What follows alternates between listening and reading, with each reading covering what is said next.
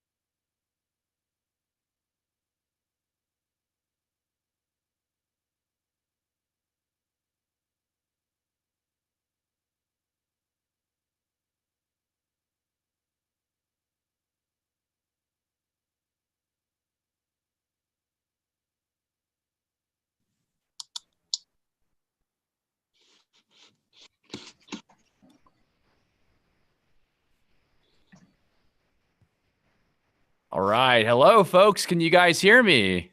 Yes. Yay. There we go. How are you? I am Yes. good.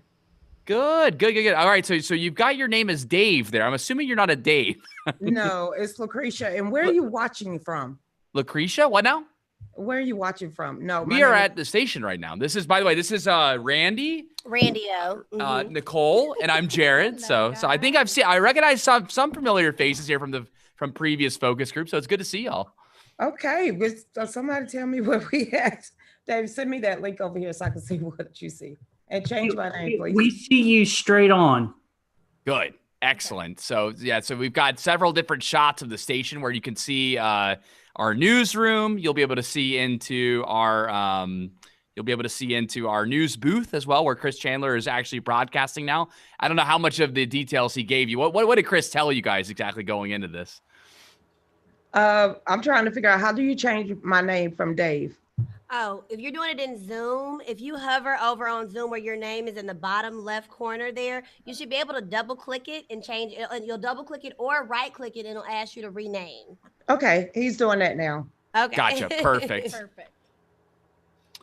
All right. And I see, Chuck, how are you doing, man? I'm doing out. I think next time I won't single out, calling you guys out for having a bunch of lawyers. That's why I got invited. Oh, well, good, man. Well, hey, you know what? That's the great thing about this is that we can all express how we feel at all times. Nicole, you like to express yourself, right? Occasionally, Jared. Occasionally, when yeah. you give me permission to, is what happens most of the time. Yes. Permission. So we've got, is it Quincy?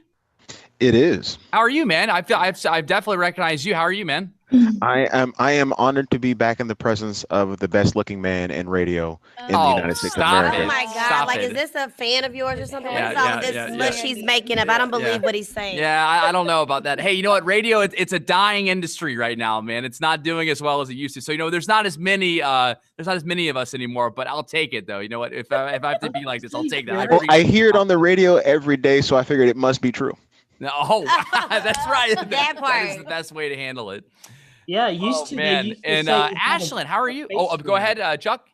I was going to say, used to, they said he had a face for radio, meaning the old radio guys were, pretty rough looking and had the good voice. Listen, if I had the goatee going, I'd have the perfect radio look. That's the other thing that's common in every I don't know what it is with the male personalities and the goatees. Yeah, they love Mark the goatee. He's a TV guy too. So that's why he doesn't have the goatee. I don't know what it is with the goatee and radio people, but I like to set my own path. Yeah, you have to grow. That's the pressure that y'all have. Next, where's Miss Ashlyn? Is that Ashlyn? How are you guys? Good. How are you again, Ashlyn? Pretty well. Good. I've seen her a few times. Yeah. Come back. We love this. Bring y'all back. Let's get into it. Who else we have here, Jared? I think we're expecting Zen, who we've definitely talked to before, Kathy, and Burks, which I'm not seeing any of them in here unless there's more folks in the thing. If they don't join us before too long, then what we'll do is we'll go on and start up. Obviously, all of you guys have done this before, so you kind of know what we do with this. We'll talk about early predictors, what we think we're seeing now. I know that Spalding County is the first county at the moment in Georgia that has said, hey, we're going to keep the polls open till 9. I'm sure we're going to get some more information about that. And as other counties like, oh man, we've got lines outside. I know I was one of the actual crazy people today that voted on election day, and I had no lines in Fulton County. It was the quickest voting experience of my life. So we'll probably highlight that. And then did anybody else vote today, actually? Absolutely. Oh, okay. All right. Two. All right. Well done. So lines good, lines bad? No, it was lying out the door. I could count about 60 people. It was 8:00 in the morning. Wow. I live in Walton County, so it was good to see. Yeah, Gwinnett County, where I live, I got there at 7 a.m. and we were going around the elementary school. They were real quick to get us in and out. The only thing that was weird, I don't know if he was a pollster or what, but it was a young man going up to everybody saying that if we had any issues, any problems, that he would be around the corner of the building. He beat. What's that? Hi, Kathy. How are you? Is it Katie or Kathy? Katie. I'm sorry. Yes, it's Katie. Katie. Okay. Hey, you're perfectly fine with being off camera if you. No, If, we oh, wanna- there you are. I Yeah, wanna- much I am better. There here. we go. Yes. I'm sorry. I was having some technical problems. That's okay. No worries. So, You're a with us now. question We're that I have- talking. We're talking about some directions we'll go. Obviously, some of us were crazy enough to actually vote on election day, while I know some of my panel here, Nicole and Randy, they early voted, so they were already good to go. And it sounds like Quincy, you early voted, right? And Ashlyn, did you early vote? Okay, so we'll talk about like the line situations today, and then some of the other. Where do people see us right now? Because I'm gonna be doing a marathon show tonight. So right now, I know people from Australia, all over the world. I'm doing a 4-hour marathon. So I kind of told everybody that I was starting at 7.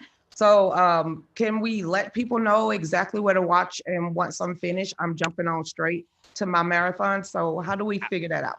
Absolutely. So we are live on WSB's YouTube page right now. We're also live on the Power Pod Facebook page as well, too, which is the radio show that Nicole and Randy and I all do for our Athens station, WGAU. So it's a sister station of WSB here. So we're live on that page as well, too. So if you want to share it around, feel free. Okay. And this is also going to be going out on WSB's Facebook page, too. So yeah, and also Quincy looks like he put it inside of the group chat, the YouTube page for you to watch. If you check on the chat group, it's there as well. Yes, so feel free to share around. That's great. And then what we'll do is, as we record the segment here, which we'll start very shortly here, you will hear this on the actual radio right around. I would tune in right at 7:45, and you should hear yourself on the radio right there, right, ladies? You got it. Exactly. Yeah. So Magic of radio. Oh, did you also let them know that on our page, on our website, we do have the election 2020 live results. So if you guys want to also see the numbers and the states come in as we see, head over to WSBradio.com and you'll be enlightened. it's only because she works for our digital team here. That's why. Such a good plug. Look at that! Wow, Perfect. wow! Like look at that right here. Heather, if you're watching. Yeah, exactly. Yeah. See, look at that. Shills here. Shills. All right, here we go, guys. So let's start this up. Nicole, if you could give me some time here. Got it. Let's start this up, and I'll give you a countdown here. And I will start with, let's start with Lucretia. Let's start with you since you voted today, okay? And then we'll go to, how about we go to Quincy? Quincy, yeah, we'll go to Quincy, and then who knows? The second I scripted too much, who knows where we'll go. So ready? Here we go. So starting in 3, 2, 1. Hey, Chris, glad to be with you with our focus group here. I've got Nicole Bennett. Hello, everyone. And I've got Randy O. Greetings and salutations. Our powers combined, we make the Power Pod right here on WSB. And we are talking with our wonderful focus group that is, they're spending their great election evening with us tonight. And we're talking, number one, about the crazy concept of people actually voting on election day. And by a show of hands, it looks like half of our group here has actually voted on election day. So, Lucretia, we'll start with you. You actually were one of those crazy folks that voted on election day, right? It seems like it was a novel concept, huh? Oh, no, it's a tradition. Once I learned what voting is and the power that I have and what I can do in politics and the voice the power that my voice holds, yes, I do it every election because that is my civic duty. And I was proud to stand in line for 45 minutes. No griping, no fussing, no arguing, just people smiling and a lot of people saying it's the first time they voted. That makes me proud to be an American. Wow. And Chuck, you were saying too that you voted today as well. And how was your experience out there? Obviously 45 minutes from Lucretia. What was your experience? Mine was a little bit longer, but we had a line wrapping around the elementary school where I voted. It was awesome because everybody was doing social distancing and people were upbeat and, talking. And it was really interesting to see a lot of couples together out there voting. I'm divorced myself, but like in front of me, you saw like husband and wife, boyfriend and girlfriend standing together going into the voting area. Well, that's really special to see. And one of the things that I was bringing up with Nicole and Randy before we started this actual broadcast here was I went and I voted today. They both early voted. You guys were smart. Yes. And I did not. I had the quickest voting experience of my life in Fulton County, which is saying something right there. I was in and out within 2 minutes. I've never had that happen before. So props to the people in Fulton County for putting that together. Now, for the other folks that early voted, did you feel like you were missing out a little bit today while everybody else was voting? We'll start with I recognize Ashlyn over there. We've talked before. So Ashlyn, what did you think? I mean, did you feel like you missed out? No, I didn't feel like I missed out. So I usually do election protection on election day, so I have to vote early, and I have stood online for as long as 4 hours in June, and I was just like you. I got in and out of State Farm on a Saturday in 5 minutes. It was great. So, and we've heard all throughout Fulton County, the lines were pretty short today. So I don't know if that's good or bad, but at least people had an easy experience. And what are you thinking, Quincy, about that? Again, do you feel like you feel like you kind of missed out on the election day festivities by early voting? No, thanks to the miracle of portable internet-facing technology, all of the horror stories about people who had to wait in line today, I was able to keep up with in my pajamas, sitting on the couch in front of the TV. Yeah, I early voted the second week in DeKalb County, and I was in and out in like 2 minutes, and also renewed my driver's license on the same day. And like the total process between the two took less than 10 minutes. It was fantastic. Wow. It was destined, huh? It was destined, wasn't it? Clearly. I love it, guys. Well, what I'm going to do now is I'm going to outro out of this. Nicole and Randy will take over here. They will talk to the rest of you guys. We'll keep it going. We'll talk a little bit longer when I come back. I'm going to go make this all nice and clean here. And I appreciate it. We'll be right back. Or I'll be right back. Not me. No, Yes. I'll be right back. You know, what about that glitter that you're sweating? He's sweating glitter. Did you see that? That was just so cute. Yeah, it's because I'm precious. That's why. Oh, boy. Where have you been? He's really a vampire. But yeah, I was going to kind of talk a little bit about like when I had voted earlier this, what was it, October 20th? But yeah, it was like only 4 people in line. It was so quick. Yeah. And this is probably like my 3rd time in my adult life voting. So it was the shortest time I ever experienced it. Yeah, my experience was it was seamless. And I will say, I thought the same thing Jared was mentioning, in that I was worried I was going to miss out on the day of feel. But in hindsight, seeing the lines, and I mean, even though the turnout was kind of hopeful for me, I liked seeing that many people early voting, but I was definitely nervous. I'm in Gwinnett County too. I don't know if anybody else is in Gwinnett County, but Gwinnett up there, yeah. okay. And I'm in Fulton with Jared. So what other county is everyone else in? I'm in DeKalb. Okay, DeKalb. DeKalb, Katie. Anyone? Who else we got? Brian. I'm also in DeKalb. Walton County. And Fulton. Counties. And I know one of you all mentioned that, the lines were short in Fulton. So what is your speculation as to why the lines in Fulton, for a lot of people have been saying it's been short? What do you guys think that is? Early voting or what? I think it's absentee ballots. I have a lot of friends on Facebook who It is. were, How are you, were man? posting. Yeah. Somebody trying to say something? I know I was. I don't really care. No, I agree though. I think absentee, obviously early voting. Yeah, did anybody have an experience where it was hours by any chance, or everybody? It seems like it was under an hour and in and out, and that's awesome. It was 45 minutes. Wow. Yeah. And thankfully this time, unlike, 2016, it was, it was cold, but it was also sunny. Yes. I remember in 2016, it was raining and I was standing out in the rain to vote at that time. And you got to remember, with these new election and ballot machines, you would figure there would be a lot more hiccups than what it was, because we're on a whole new system from what we've been That's so in true, yeah. past times. So this is a whole new voting system that we're actually using. So if for it not to be widespread, and it's like in Spalding County, other counties, it's actually a good thing this time around. Yeah. One of the things that I personally want to address, and I don't know if anybody else had this issue, but people being extremely close to you while you're voting. Oh, you did. So, one of my issues is that, like, the person beside me was literally like, this close.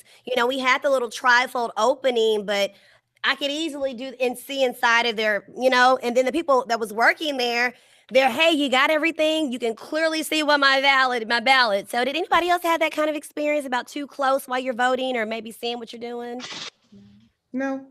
Oh, y'all No. got lucky. That wasn't my reality. So What they gonna do? Beat you upside the head and tell you change your vote? Get out of my business. So I felt if some they saw pressure. you out, that's your proud. You should feel proud, no matter if you voted for a Democrat or Republican. You did your civic duty. That's right. You got out there on this Tuesday morning and you mailed yours in. Then pop your collar, because there's a lot of lazy that ain't doing that right now. Pop your collar because you want the future. Now, I will say one thing that was kind of weird. You're talking about the closeness. I wasn't prepared for the paper ballot. I understood it was coming, but I was thinking it was like some ticker tape kind of like style, not a full sheet of paper, like a standardized test bubble. Yeah, and or like a Secret City receipt. Right. Yeah, and No, what was a CVS freaking me receipt. out a bit was the people voting, instead of going towards where you scanned it, they were going back into the cafeteria area, and they were like really studying it, making sure that it had what they had. And then once they saw it, then they went up and voted. So it caught me off guard because I'm sitting here trying to do my vote, and I kept seeing someone go like this way back, and you look, and they're back over here looking, so yeah, that full sheet of paper caught me off guard. But I have to admit, that's kind of a cool system, Yeah. Yeah, it seems like, and we were all agreeing that we adjusted to the new system really quickly. And I was going to say, I echo what you guys have all said. My experience, upbeat, people were so happy, so gracious. It was almost like they were overcompensating, because we know it's been an emotionally charged year, election season, but it was a good thing. I kind of got this sense that we were all in it together. I did feel a lot of unity. Yes, exactly. Exactly. Welcome to America. This is us. I don't mean no harm. I'm what you call Gen Xer. You agree to disagree, and you shake hands and live another day. Taking it to the extreme, no matter if you're on the left or right, is home training. It's having a moral compass. It's having morals and values. And that is what it is to be an American. Who cares what you are?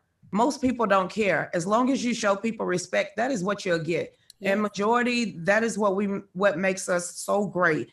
Natural disaster, home disaster, community disasters. We come together, red, yellow, black, and white. So good luck on this election night.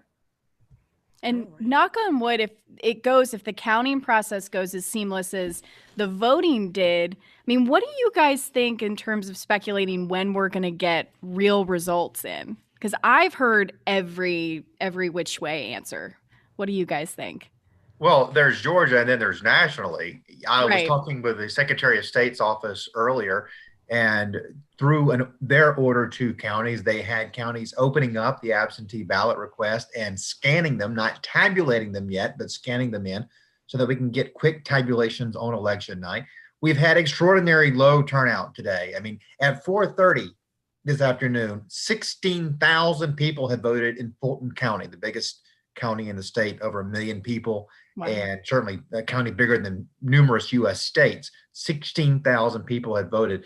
So that indicates we're going to have a really quick election day count that will be able to report. So I think Georgia may end up being one of the earlier states to report. The problem is we may still be up a while because WSB radio was just announcing that the Ossoff-Purdue race is rated a toss-up based on exit polling. So we could be up a while, even with a fast vote count, because it's going to be so close. And even Fox News Channel is saying that there's a pathway for Biden to win Georgia. So another example of how it's going to come down to the wire, and they're going to be very careful and slow to announce the winner here, even though the votes are coming in fast. Pennsylvania, it's going to be a while. Florida, I think it'll be pretty quick. And look, if Biden wins Florida, it's over. We can all go to bed, right? Biden's won. But if Trump wins Florida, this thing's going to drag out, and it's going to go on for a long time. Well, if I can just give numbers real quick before you guys weigh in, because, we're keeping it just a live update on WSB Radio. So right now for U.S. Senate, we have John Ossoff with 52.2%. We got David Perdue with 45.9%. For the U.S. Senate unexpired term, we have Warnock at 38.6, Loeffler at 24.6, and Doug Collins at 17.9. So even though we're tallying up as we keep going, what do you guys think about those stats so far? 1% reporting. I'm We can't not possibly going to be bed that no many. time soon. 1%. I'm looking at WSB Channel 2, and it's going to live update. Only 1% out of 150. How many counties? 59. I'm not speculating anything. I would rather wait until 50% to 70% has came in. If this is the early voting tally, and that is what people are going off of, stop sleeping on America. Okay, stop sleeping on the United States and stop trying to predict something that has egg on your face. Wait till the votes come in. 1% is nothing to me. Yeah, and I have to agree with that because since, this year we're dealing with the pandemic and we're dealing with absentee ballots, I got a funny feeling it's not going to be like overnight or tomorrow. We may not have a true result until maybe Friday or so. I mean, you got to consider that, the counts and all that. Look at the hanging tabs from 2000.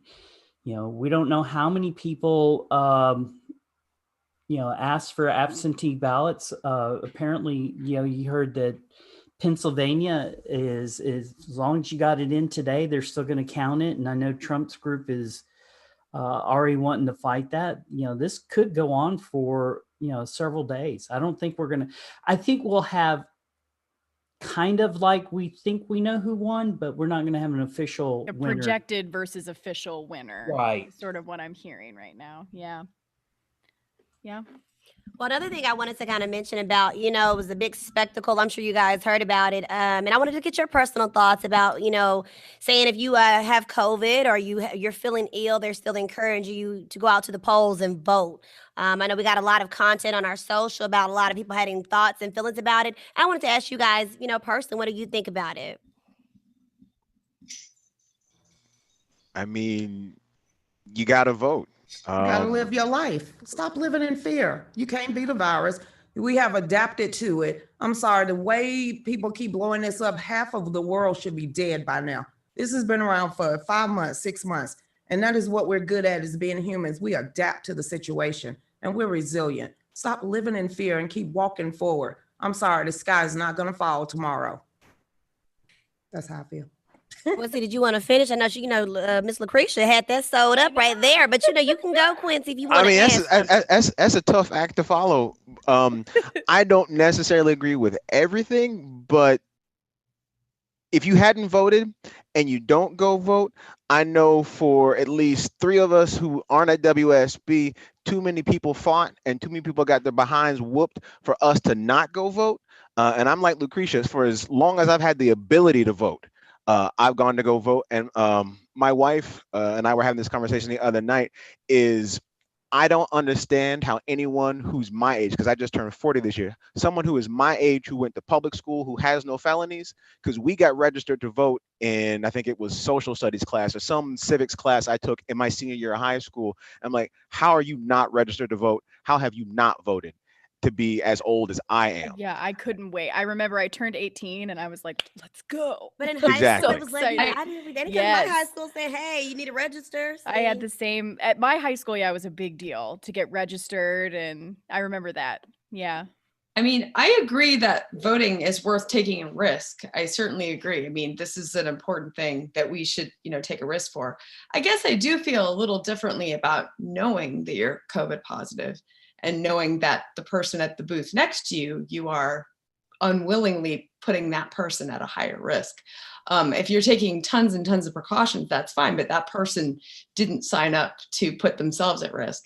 And as somebody that has high risk family members, I have a child with cystic fibrosis, my husband is a cancer survivor. I'd be upset, I think, if I knew that someone had chosen to take that risk for me. I think that would make me upset. Okay. Yeah. I'm like, go ahead, Chuck. I was just going to say, I'm like Kathy. I'm a high risk. I'm type 2 diabetic, but I was out there today. I know the election official looked at me weird when I wouldn't hand over my license because he was wearing gloves. I'm like, no offense, dude. All you're doing is cross-contaminating. Here it is, take it. But I was very happy, knowing the fact that the pandemic's out there. You could see, like, the minute someone left, they were running over there with the cloth, wiping it down, taking care of it. So that made me feel a little bit better. And sorry, I didn't mean to cut you off. Yeah, that's right. And I think that there are precautions you can take. I just, I do think that I'd feel differently about knowing that you're COVID positive versus just being willing to take the risk. Yeah, I don't think that people who are COVID positive should be voting in a traditional format, maybe dropping it off in an absentee drop box or I have a friend who's gotten national attention because his county, he's the clerk in a county that was doing drive-through voting in Texas. Oh, wow. But that's at least a safer procedure than having people go in person, knowing that so many of our poll workers are vulnerable populations, a lot of older people. I just can't imagine anybody knowing they were COVID positive going in knowingly voting. It's not worth someone dying over. Okay, a lot of different objectives and opinions Yeah. there. All right, we stirring a pot tonight. No, just kidding. Just kidding. But yeah, so I guess, I see a few of you guys are, representing, I guess, who you're voting for. I see, Miss Hughes over here is listed. I feel like she's Who's that? running I for can't- office. What are you I running for, am. Miss Marie? Sorry. Yes, ma'am. My dad's always told me, and my father, I have 3 that represents me. One was an Army vet.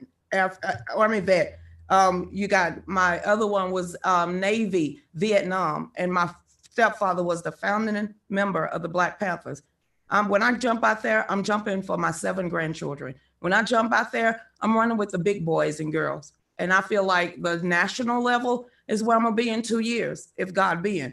This is not a joke to me. My nation, my God, my family, and my country isn't emotional for me. It is everything that my forefathers fought for and the last slave in my family. So yes, I am gonna be running for office. Wow. I love that. I see it. I think I saw a Biden shirt, but is that you, Katie, that had it, or that was It is. okay? Yeah. When you guys went out today, did you guys have on your paraphernalia? Or were you trying to? Because some people try to hide it. Or were you out and proud with your votes? Well, I didn't vote today, but I did walk around my neighborhood and I'm in DeKalb, so it's not really late. It's not a big, yeah.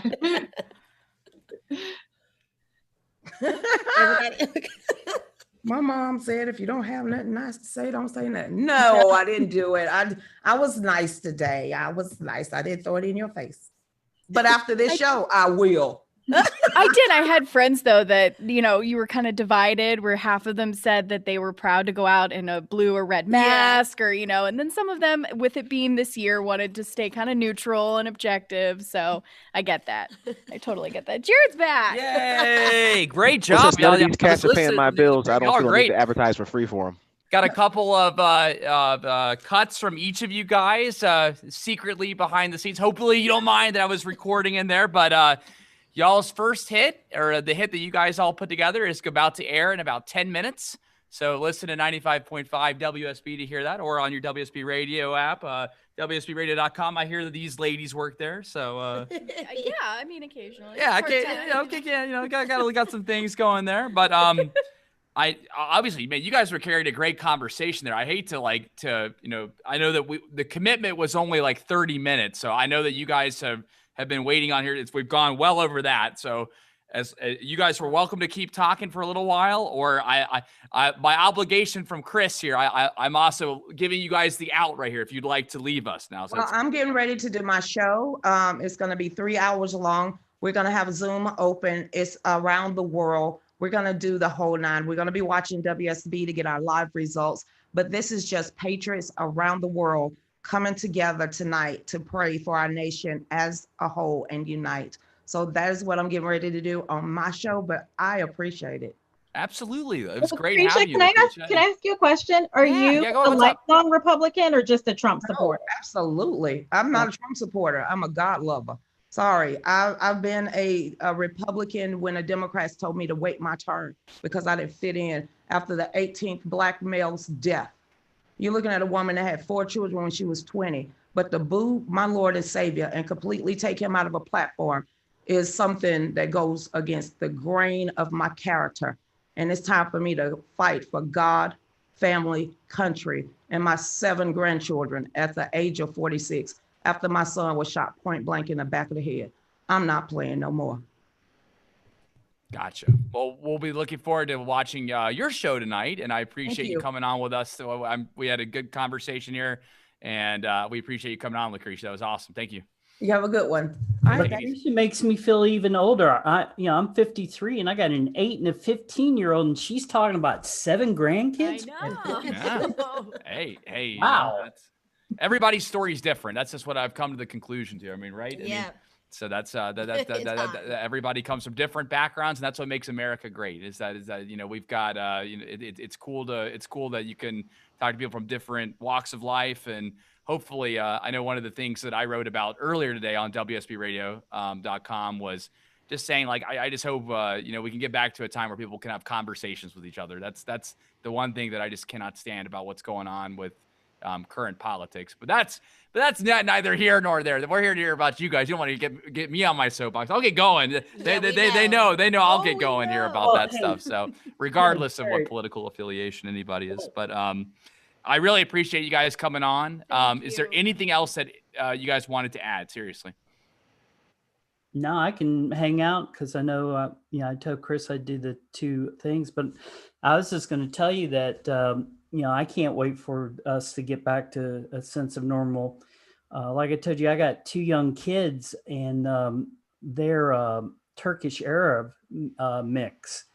And right now, my oldest son, who's 16, is freaking out because of the unrest and stuff like that, because he's not sure what direction the country's in. And I told him this, I'm trying to teach him, we're going to have elections. They're going to come about. I was born in 67, 68. The following year, we had the trouble with the Democratic convention up in Chicago. It's like it cycles.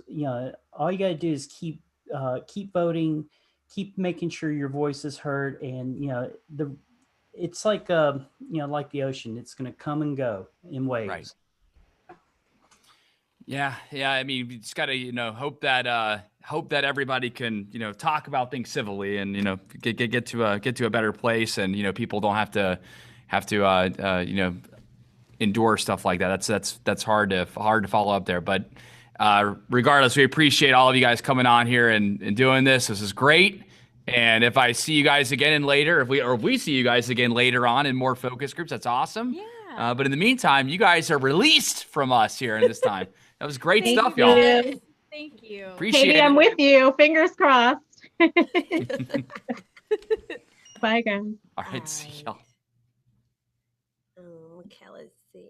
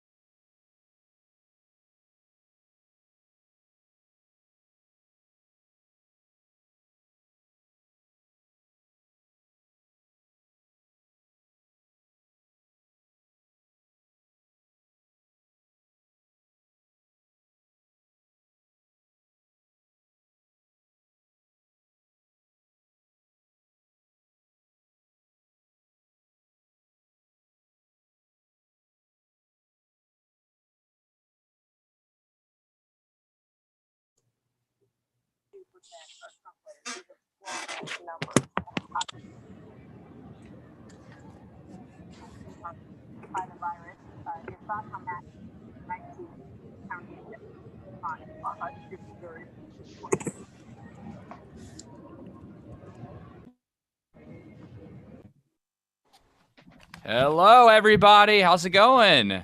What's up? Can you guys hear me? Can hear you. All right. I assume that you guys can hear me. I cannot hear you. So I'm assuming that we changed some of our tech here a little bit. So maybe we can hear ourselves in this end. Let's see. Let's see. This is one of the nicer ones. He's about to fix that. Okay.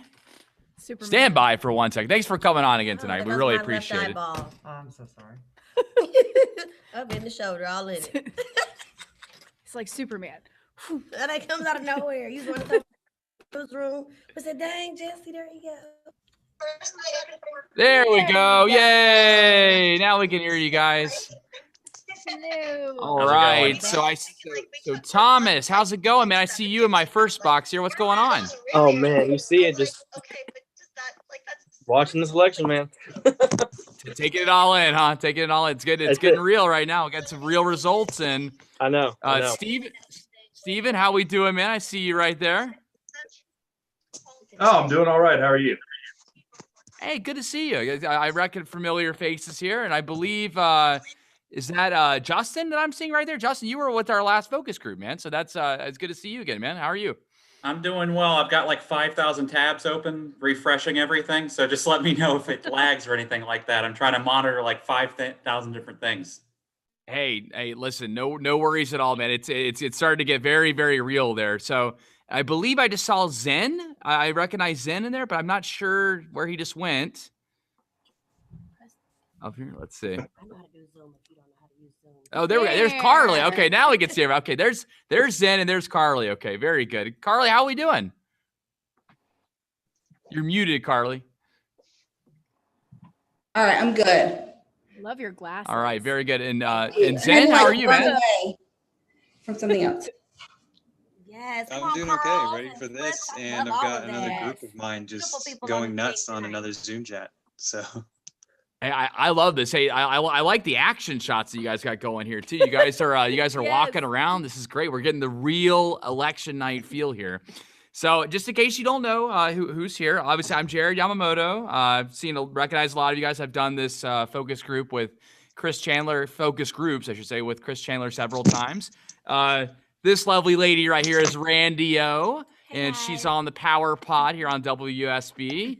And this lovely lady right here is Nicole Bennett, and she is on the Power Pod as well. And they also do social media for our WSB Facebook page, Instagram, all of digital, all the WSBRadio.com, WSB Radio app, you name it, they're doing it all on there for their superstars. So they're here, and we're just gonna have some fun tonight, y'all. You want to have some fun? It's with some real results coming in. You ready to have some fun? Let's do it. All right, that's what I'm talking about. So. Did anybody listen to the first hour of of our election broadcast? Because we had another group on before you guys, and what the most difficult thing is that I have to condense this down to about 3 minutes, so that way it airs on the radio. Now, obviously, this is going out live on WSB's YouTube page and WSB's Facebook page and several other Facebook pages as well too. So this is live all the time.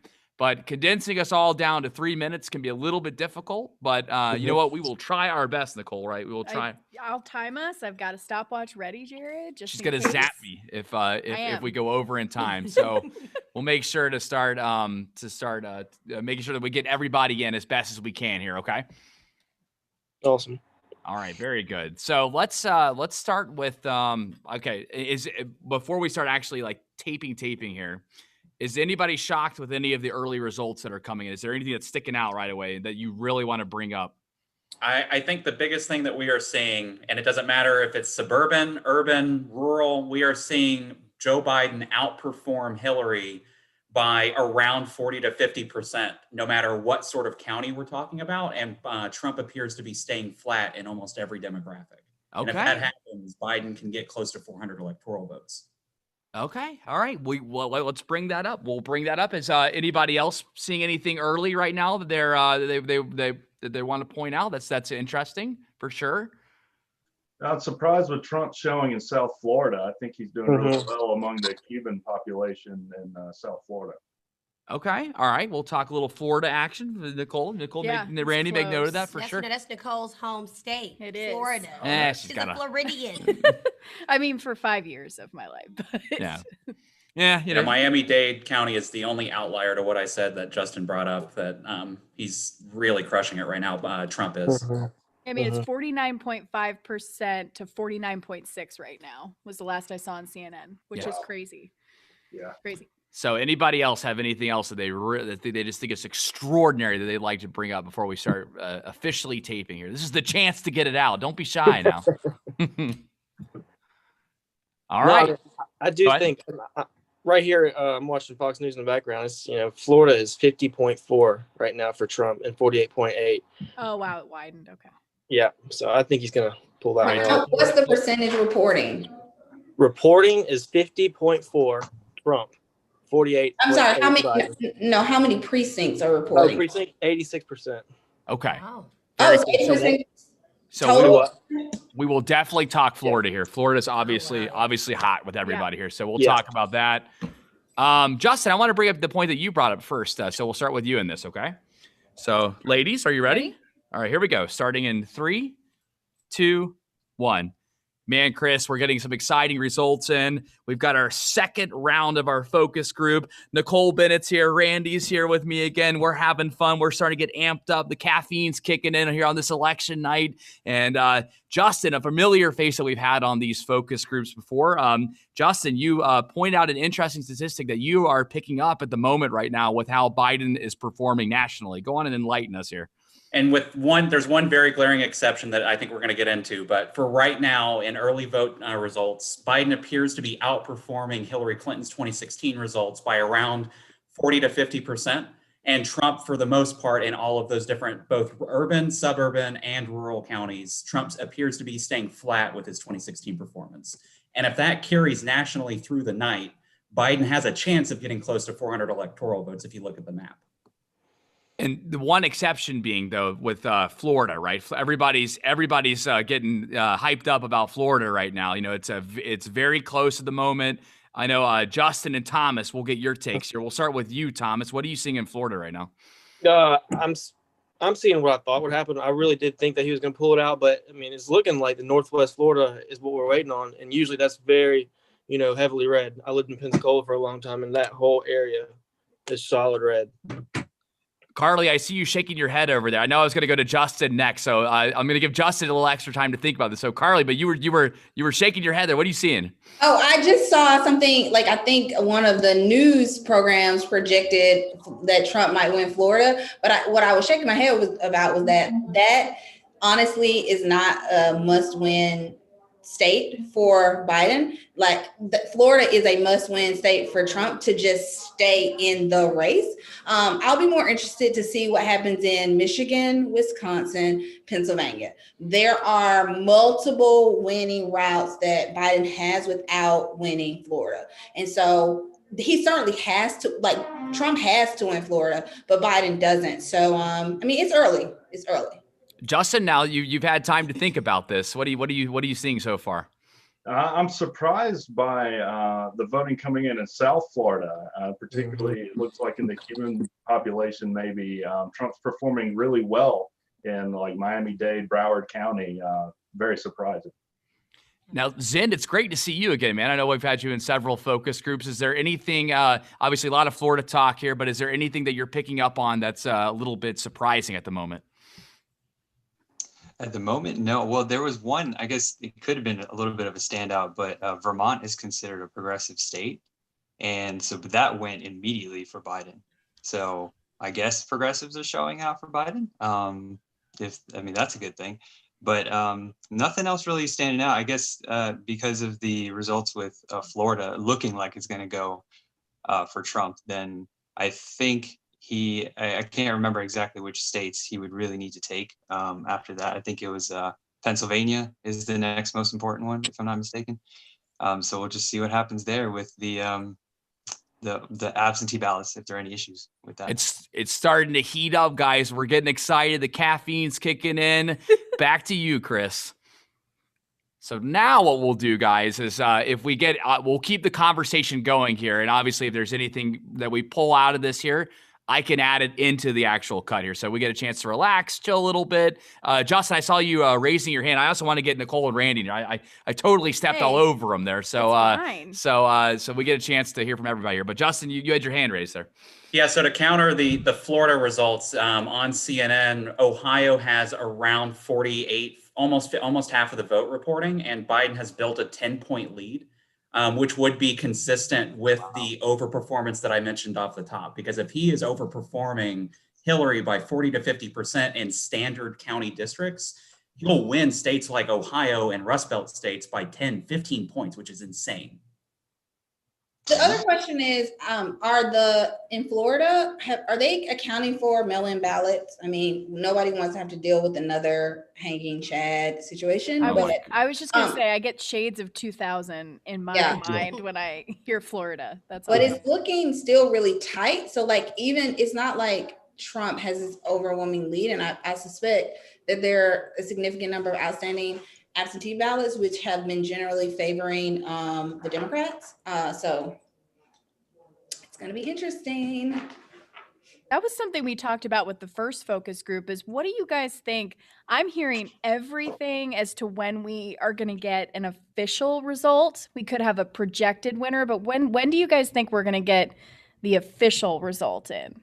Well, if Biden flips anything, if he flips Georgia, if he flips Arizona, if he flips North Carolina or Ohio, or Wisconsin, he's almost a lock to at least hit 270. And all of those states will have reported, knock on wood, before like around midnight to early AM Wednesday morning. The issue is going to be Pennsylvania is going to be very delayed. Michigan's going to be very delayed. So if it comes down to them, it will take until the end of the week. But if those states break for Biden, we might know by early morning Wednesday. Well, I see like a lot of you guys are clearly political heavy. I want to know, did anybody vote today or who all early voted? We asked our last focus group that. I want to know who voted today. Carly, you voted today? Justin voted today? No, I was raising my hand for early vote. I'm sorry. Okay, we're going to come back to Carly with her early vote. But Justin, you went today? Yeah, it was pretty good. I only had like a 45-minute wait before work. Got in and got out. It was nice. Jared was. I must have been the luckiest person ever then, because I walked in Fulton County Park Tavern where I vote. Normally, the last time I voted, it took hours, like 2 hours for the primaries.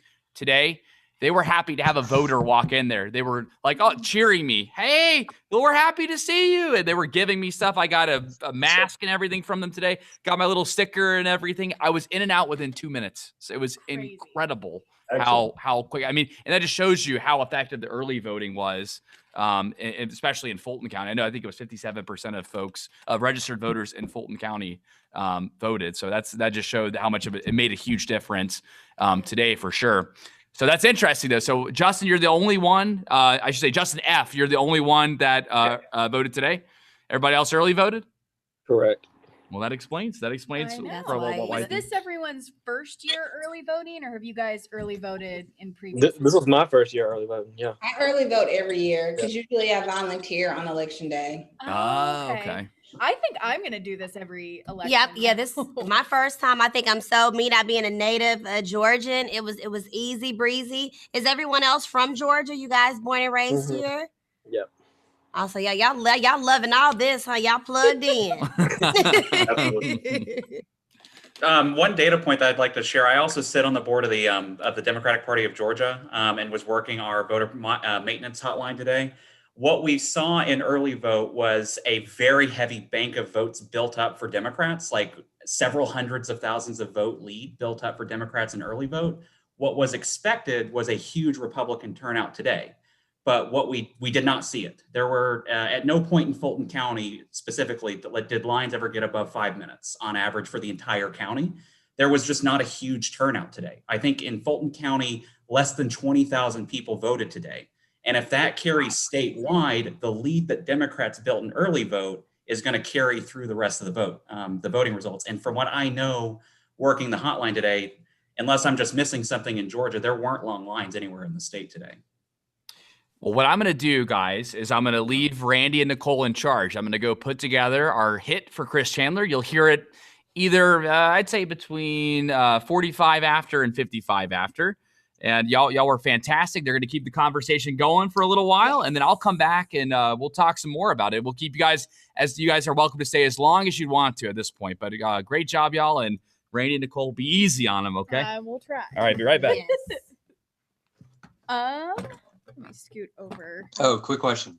Yes. Yes. Okay, Where so did you guys go? No. what time is it now? It's 8:30. 8:27. Are we? Okay. Are we doing? I just missed it. Did he say we're doing another segment before the next group? Yeah, at 9? well, we're not gonna have another segment. What he's gonna do is, like, as we're talking now, he's gonna take some of the information that we had before we guys talking, and then us talking now, and he's gonna put it all into a breakdown, and it'll probably air in the next 10 minutes. And then we have our last segment, or one other segment, at 9:10. That's our next hit. Okay, and I'm gonna be back for the one at 10:10 then. There's one at 10:10 too. Awesome. Supposedly, unless they knock it off. So we hit on Florida a little bit, and you guys were talking about other states you're interested in seeing the results, and Michigan came up. What are some other states that you're maybe are a little purple right now, you're not really sure, could be heavily contested, would you say? Yeah. So again, if Biden wins Ohio, this is over. Like even if Trump wins Florida and Texas, if Biden is winning a state by Ohio by more than like 2 points, just because of the demography of Ohio, if those trends carry over to the rest of the country, I mean, I don't see a path for Trump. And he won Ohio in 2016, I think by like 6 points. So if it's a 16-point swing towards Democrats in Ohio, that is insanely huge for Democrats. So Ohio, Michigan, we're saying Pennsylvania is going to be late. And we've sort of, I agree in that I think we'll get the projected winner maybe by tomorrow morning, or at least I would think by the end of the week. But from what you guys have seen, if you early voted, kind of switching subjects entirely, we asked this of the last group too. It's 2020, and with the pandemic and everything that's happened, what would you say? Did people social distance? Did you feel safe voting? We've kind of been trying to get people's opinion on that.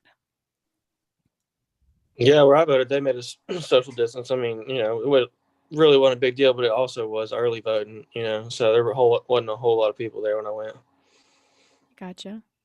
Yeah, I voted at State Farm Arena the first day of early voting. I live up in Sandy Springs in Fulton County, but we're able to vote there as Fulton County residents.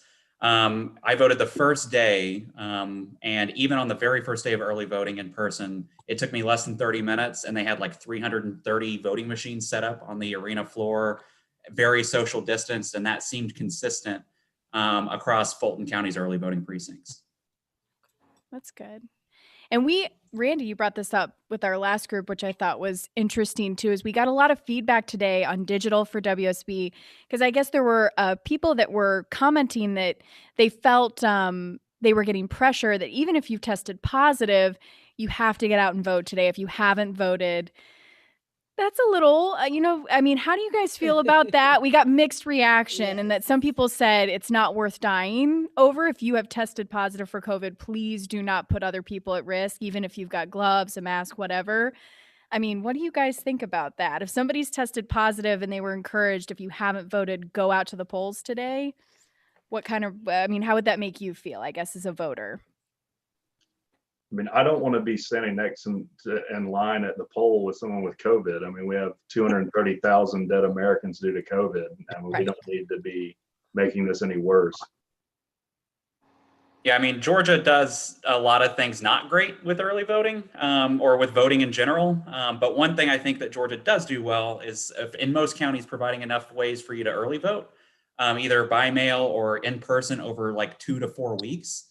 I feel like that is, in a time of COVID, if you're not early voting, you are asking for trouble. If you get one letter, you stand next to the wrong person on a Saturday, and you can get a letter on a Monday saying you've been exposed to COVID. I personally feel like if you are diagnosed with COVID, you should not be going to in-person anything, even including voting. That's the general Yep, the consensus general. that we No, got. nobody yeah. opposes that. Nobody feels like. I mean, you have a mask on. You have on. If you need to wear something over your hands, but for the most part, they're going to clean it right after you get through voting. Nobody doesn't see that view. No.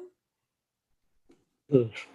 Yeah, we did. I mean, it was surprising. We had some people in our first panel say, but it is your right as an American that people have died for, and you should go vote, even if you've tested. I mean, if you haven't voted, go today. And it's just interesting to see the divided reaction on that. Quickly divided on that. I mean, there are other states. I know, like Ohio makes it really hard to vote in person. There's other states that do make it hard to vote early. It's either like a really condensed schedule, or it's just you have to have an excuse or something like that. If you live in those states, I think it's a different conversation. But here in Georgia specifically, I just think it was made abundantly easy to vote by mail or early that I don't know if there's much of an excuse.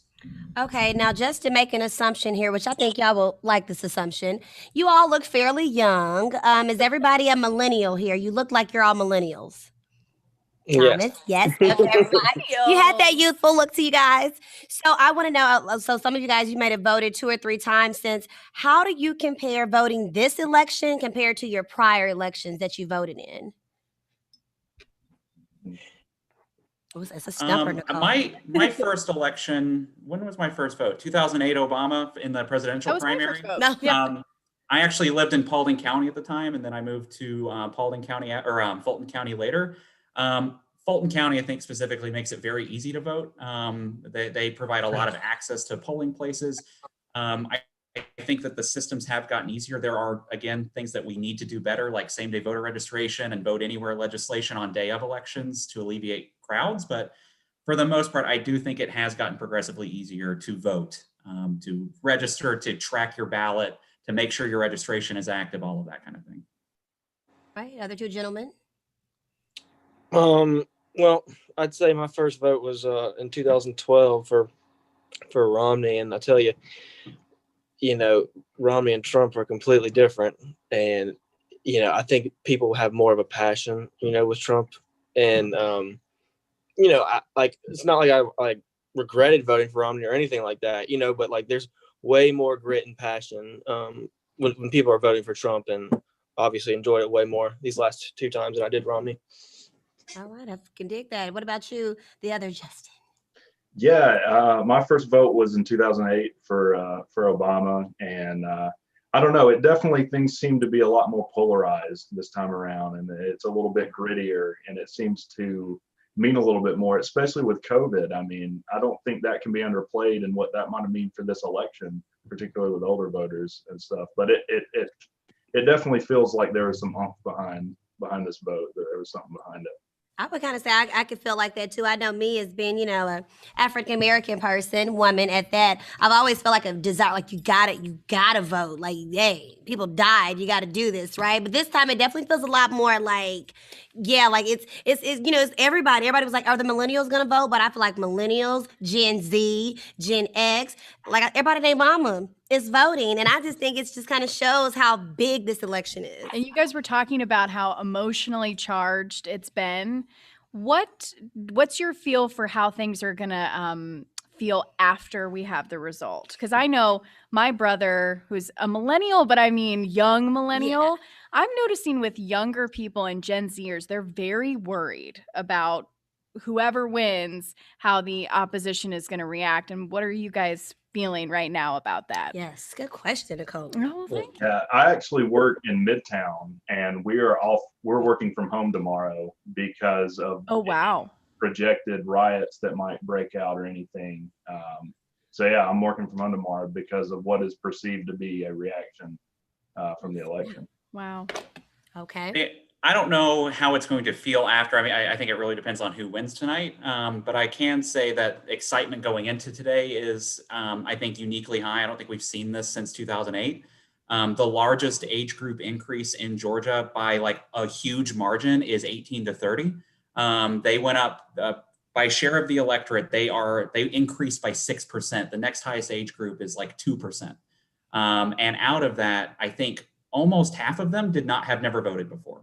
And so you have 18 to 22-year-olds that are dragging themselves through glass to make sure that they're registered and that they vote in every single election that they're eligible for. And I think that that will bear fruit long term. And to directly answer your question, though, again, I just think it really depends on who wins tonight and how they win. Thomas?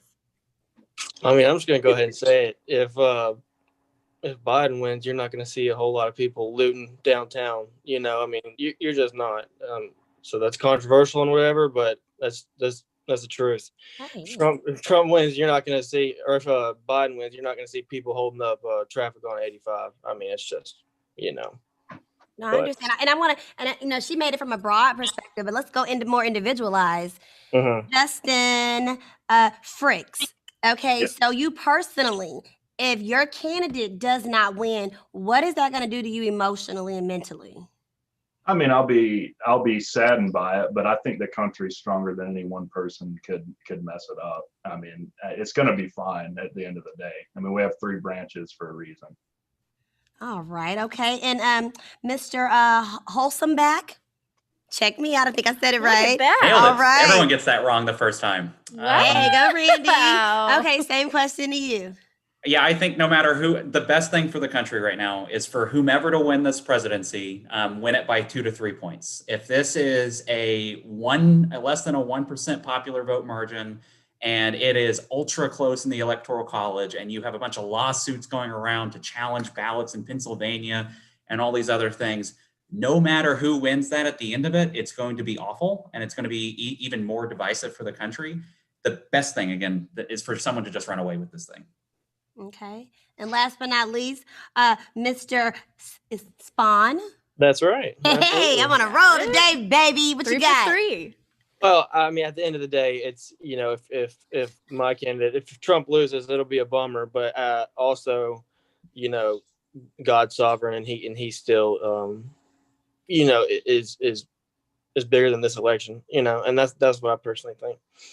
You know, Jared, they were quoting you in that everything's going to be fine. We're going to be fine. Thank goodness. Yes. Yeah. I finally last night, I don't know how much they said, if at all, I got so frustrated with just, you know, I jump around for my job as a producer. I jump from left-wing sites to right-wing sites to international, American, I mean, you name it, I'm looking it up, I'm reading it.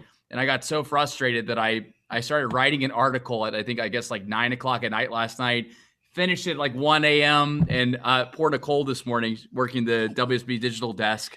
I'm like, Nicole, we got to get this thing posted. I think it's good. And so far people are enjoying it. I just hope that we can get back to a day where people can, no matter what political affiliation you are, you can sit down, have a beer, talk with each other. And you know what, even if you don't convince somebody like of how you feel, at least, then, you know, that's okay. You know, that's it's not the end of the world. And I just feel like we're in a really polarizing time. And I highlighted that in my piece. And I mean, you guys enjoyed it, right? I mean, I did. I thought you did a good job. I didn't know you was an author, sir. I write from time to time, but wow. Okay, so yeah, so that's what I hope for ultimately. But this is about you guys, not about me. So I again, we appreciate you guys coming on here and doing this. Is there anything else that you guys wanted to add this last second here? I am still recording in the other room. I have sent the hit, but I can obviously put it into other hits later if there's something that you really, really want to highlight here. The only thing I'd like to end on is to just address what you just said about, like, you know, try to find our similarities versus our differences. The only thing I would say is that the last 4 years have really highlighted differences between people. I can agree that if we are deferring on tax issues or like zoning issues or like, you know, those types of issues, but there are things like I am an LGBTQ person. I identify as bisexual. There are people that believe that I am immoral, that I should not have the ability to marry the person that I love if they happen to be the same sex. Like, there are differences that are big. And that's the only thing I would push back is I understand that it's good for us to try to find those similarities, but there are big social issues that I think have really been highlighted for the last 4 years that are going to be a challenge moving forward. For sure. Anybody else have last words to say here? You guys were great job, by the way. Yes, y'all were actually. I enjoyed you guys. Bravo. Oh, you like the first group? Oh, I okay. mean, well, these guys kind of took a liking to us girls. We just keep getting better. Wow. I'm just kidding. Hey, we like all the groups. Yes. So you guys' obligations are great. Have fun tonight. If we see you guys again later on, that'd be awesome. But hopefully, it doesn't go too late. But we're gonna have fun regardless. We appreciate you guys coming on. Okay. Yeah, absolutely. Thank you. Hey, great Thanks job. for that, bye guys. Bye. See ya. Let me that there. So we can Jenny B, you took all the stuff with you. I heard that. She said shiny B.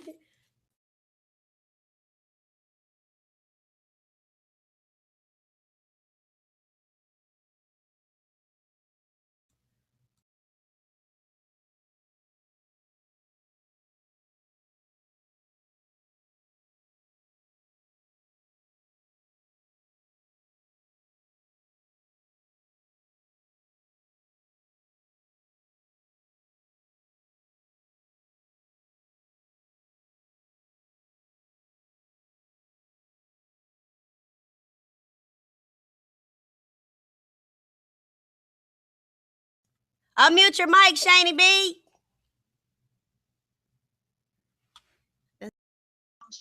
Hey, want to know? Look at Shady B.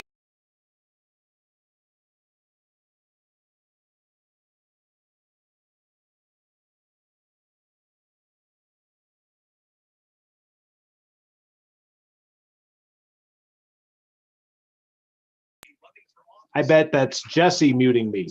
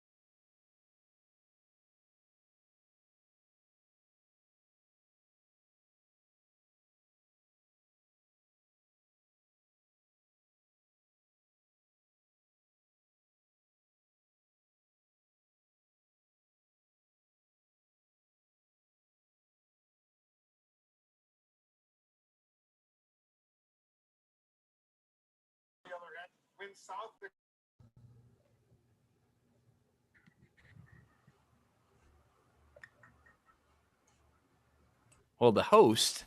I this last person though. Dang it. Yeah, I told you, Randy. Blah blah blah. Hi. All right. Cool. What's up again, y'all? I think everybody we've had on now. Except I don't remember the beautiful young lady with the blonde hair. What is your name, ma'am? Me, I'm Rachel. If you're talking to me, I'm Rachel. Rachel. Yeah, there we go. Hey. Okay. Rachel. My first time on tonight. Hello. I'm having trouble with my camera. Hi. Hey, no worries. Don't worry. We're setting things up here. So what we've done, forgive me for everybody else that's done a couple of these already. Done not a couple of these, but at least done one of these already. Yeah. So obviously the hot topics going on in our newsroom right now are Ohio, Pennsylvania, and Texas with everything going on in those states. But is there anything that anybody is seeing right now that they'd like to bring up for that's just like, you know, it's you guys are just like, whoa, like, I can't believe this is happening. Anybody in particular? Anything? Ohio and North Carolina. North Carolina, I think, is ready to flip. It's at a 3-point lead for Biden with 80% in right now. Got it. Well, yeah, and that's my home state. I'm pretty excited about that. I haven't lived there in 12 years, but I worked in politics there in 2000. Lost terribly working for a Democrat, so this is pretty exciting. Okay. Yeah. So we'll definitely bring up North Carolina. My mom and dad are both from, they both went to Carolina. So UNC. That's our Heels. Yeah. So we've got some Carolina roots there. We'll bring that up. And I think Colorado's Hickenlooper Senate seat has been called by Fox News. I don't know if it's been called by other sites, but that's one Senate flip. Okay. One Senate flip too. Got it. I'm fine with that. Anybody else? Anybody else have anything that they would like to bring up in particular? All right. Hey, listen, believe me, I think North Carolina, I know this one over here, she's from Texas, so she definitely wants to bring up how close Texas is now. I'm personally, I'm shocked at Ohio right now. So but Ohio is always a wild card every election cycle. So it's shocked at the moment, but we'll have some fun with it. I guess, Rachel, so what we've been doing here is we record 3 minutes that will air on 95.5 WSB, in case you didn't know, say the frequency behind me here. So it will air, I guess, around between 45 after and 55 after. And what I do is we'll just talk. We'll have some fun. I'll get y'all's honest opinions and about what you're seeing. And then if there's anything at the end, like let's say when we're recording that we think is really that we really need to get into the actual hit that's going to air on the radio, we'll put it in there. So that's pretty easy, right, Nicole? Sounds easy peasy. Yeah. I just found out Nicole was in a band earlier in her life. Like, I'm just shocked about this. I mean, as important as this election is, I have so many questions for you after this. Believe me, once we get done with this hit, we're gonna find out about this band that she was in. I had no idea. So all right, guys. Well, let's start it up here. You got the clock there? Got it. All right, here we go. Starting in 3, 2, 1. Boy, oh boy, Chris, it's really, really starting to get going here. We've got our third round of our focus group with us. Randy, Nicole are still with us as well. We're having fun, and we're talking about all these close races: Ohio, Pennsylvania, Texas, and North Carolina. And not a first-timer to the focus group, but the first-timer tonight. Rachel, no pressure on you. We're going to let you start it off because you said that you've worked on campaigns in North Carolina, and you're shocked by what's going on, right? I am. Well, I'm shocked and excited and encouraged to see it. You know, I worked on a Senate campaign there in 2004, and we worked really hard and lost really badly, and it was sad. And so, you know, ever since then, we've been hoping to see North Carolina turn blue. And of course, it went to Obama once in 2008. So obviously, you know, the potential is there. And so I'm really encouraged by what's going on in North Carolina now. And looking at the county by county, Biden is outperforming Hillary there. So it looks like Democrats have made a lot of progress in North Carolina, and that makes me very happy. Now, Quincy, are you looking at all these states here? Is there one in particular that I mean, obviously it's astonishing how close some of these states are, but is there one in particular that you're pointing out? Well, interestingly enough, the one that's been really getting my attention was the filling the seat for Johnny Isaacson, in that I'm surprised that Raphael Warnock and Kelly Loeffler with 33% reporting are so close, because they're within maybe about 7,000 or 8,000 votes of each other.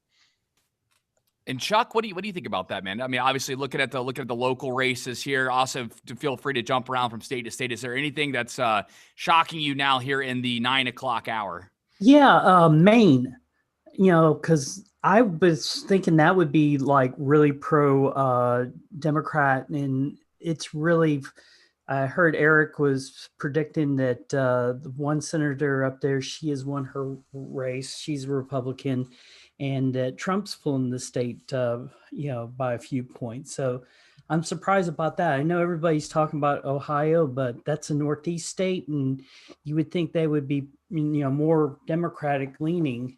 And for that one particular state, yeah, it is kind of surprising for me. Well, I will say about that state, because I saw on one of the maps that they had it split in two. They did have some of the state going red and some going blue, which I didn't know that. I thought it was all going to be one. So I think I was seeing the same thing, and I was surprised as well. Yeah.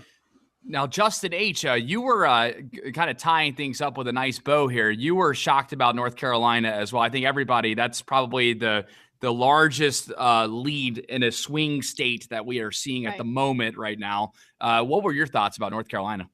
Yeah, I think right now the biggest stories of the hour are North Carolina, I think, is getting, it's 80% in with a 3-point lead for Biden. You have almost the same narrative in North Carolina that you saw in Florida, just reversed. And the other big thing I'm looking outside of Ohio, which is amazing to see for Democrats, but right now Biden seems to be outperforming Hillary statewide in Georgia by more than 5 points, almost in every county. And we still, like, Biden or Trump right now leads Georgia substantially, but all of the counties right now are non-metro counties that are reporting. And the big 5 counties of Metro Atlanta represent over half of the vote share of Georgia. And so whenever those votes start coming in, if Biden is outperforming Hillary by 5 to 7 points in all of rural Georgia, I think we have a really good chance of flipping the state. You're hearing it here first right now. Everybody's getting amped up. I'm having to contain Nicole and Randy. Our focus groups are keeping us focused here, Chris. Back to you. Well done, y'all. That was great. Guys. So now this is a little bit more freeform. So we'll hang out for a little bit longer. I have what would normally just go on the air right away. But obviously, if there's anything else, I know it's hard in 3 minutes to hit every single point. We didn't even touch Texas. We didn't even touch really Pennsylvania at all either. I think Justin F., I didn't get to you at all, man. So what? That's fine. You got to me last time. Don't worry about it at all. Well, I appreciate that, man. Is there anything you'd like to add here at least? No, I'm North Carolina, Ohio, and Texas, particularly Texas. That's something I thought was staunchly in Trump's camp. If things like that are even in play, I think Trump might have a long night ahead of him.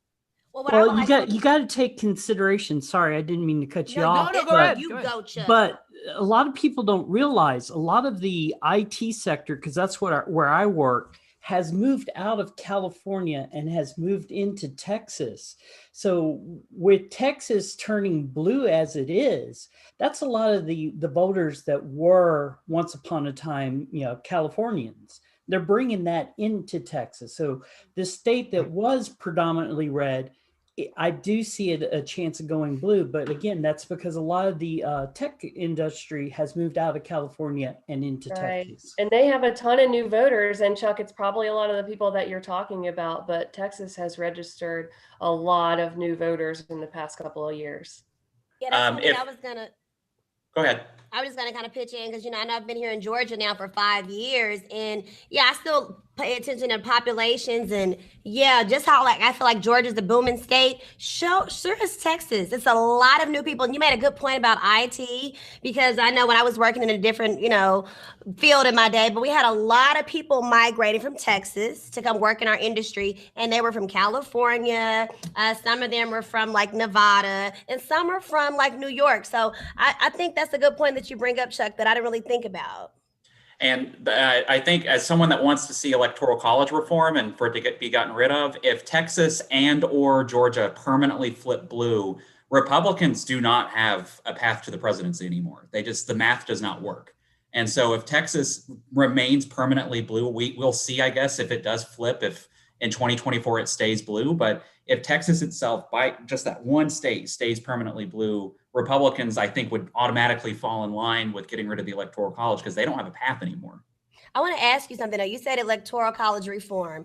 Why do you push for that? And explain to people who may not be familiar, what do you mean by that? I just feel like in a democracy, in a republic, one vote should matter. I think all votes should matter equally. Right now, Republicans in California do not matter to the presidency. Up until now, Democrats in Georgia do not matter to the presidency. If you are a red voter in a blue state or a blue voter in a red state, your vote does not matter unless you happen to win or live in Nebraska or Maine, where they have split electoral college votes.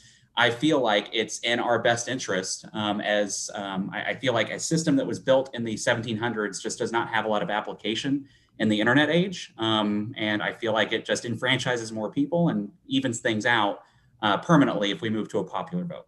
Justin, what are you running for? What you gonna be running for so I can vote for you? I am actually a candidate right now. That's one of my tabs that I'm refreshing. I'm running for Fulton County Commission in the 2nd District. And right now I am winning, and it's a flip seat. And right now I'm winning by 12 points. Wow. Congratulations. All right. Bravo. I don't even know. That's awesome. Go ahead, Chuck. Oh, I was going to say where I'm kind of a little bit. I'd like to see the reform on the electoral college, Sam, but I am a strong opponent for a third party. I'm one of those weirdos that I think that the two major parties right now have too much power. If we were doing like other countries in the world, we had a third power that could balance out the other two, it would be great. Unfortunately, I think it's going to be a long time coming before we see a true third party. I am a libertarian with independent leanings, but I would really, really like to see a true third party. To your point, it seems like in a year like this, where you've got no matter what political stripe you come from, you've got Trump on one side, you've got Biden on the other side. There's so many different factors that I could go into about both candidates, with the cons of both candidates that people talk about, that it seems like this would have been the year for a third party candidate to pop up. And honestly, too, I'm a firm believer that in 2016, when Gary Johnson was running, if he had not had that Aleppo moment, where we all were, if you're not familiar with it, he forgot where Aleppo was or what it was. And I mean, he was polling at like 8% at that point, like 7, 8. We were starting to get up there, maybe make the case for the debate stage. But I agree. I think that it would be nice to see other parties start to come up in the fray, because I don't think everybody identifies with the Big Tent policies that Democrats and Republicans try to provide out there. Especially with new voters too. Yeah. Do you think that they might, as they start to do more research on their own and form their own opinions? And I think that would definitely, I could see that evolving. That's an interesting point for sure. And, and it's sad, to your point, in 2016, Dr. Johnson, he did he made enough of a stride that we knew that there was a third party. I don't even know who the Libertarian candidate was this year. No, Jo Jorgensen. Her biggest headline this time was she got scratched by a bat. So everybody started calling her the Bat Lady. So I didn't even. Let's see. I didn't even know that either. She was going to do a campaign event, I think, in Mississippi, and she had to scrub it because she got scratched by a bat and had to get a rabies shot. So it's like, oh. All right, so there's the Bat Lady. But to your point, though, you're right. Like, people didn't know. Nobody knew about it. So that's I think that's Chuck, you're highlighting on something that's interesting. I mean, does anybody else agree with that? I know, obviously, we have some folks that are Democrats, Republicans, which is totally fine. But, I mean, would you guys like to see a third party become more apparent? I am very much so a Democrat. I sit on the board of the state Democratic Party. I would love to see 4 things, which is a strong multi-party system, the elimination of the Electoral College, a ranked choice voting system put into place, as well as, I forgot what my 4th thing is, but those 3 I think would be. Those 3 are definite. Those 3 electoral reforms I think would do a lot to not only address some of the disenfranchisement that we have here in this country, but also bring us together and be able to help us highlight more similarities versus differences versus like that team A versus team B type of mentality. Yes, Rachel. Yeah, no, I just called Justin Rick Perry. Remember when he couldn't remember his fourth thing? But not really. I think that's the only thing Justin's ever had in common with Rick Perry.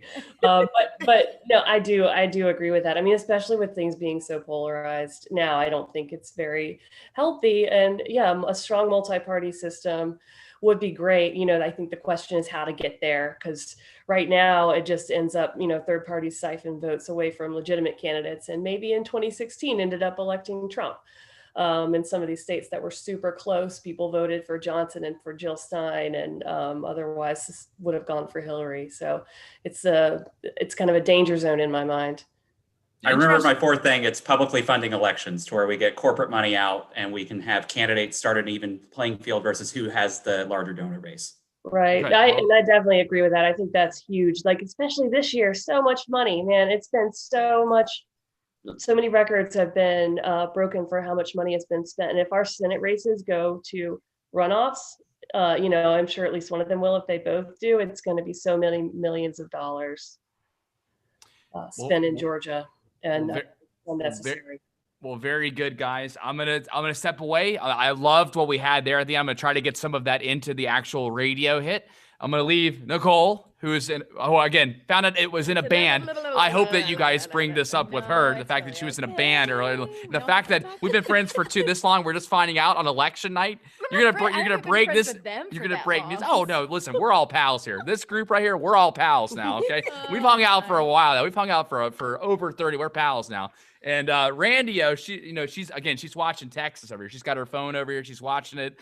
If she gets distracted, call her out on it, okay? So, but I will be right back. Y'all were great, and I'll talk to y'all in just a few minutes. Scoot over.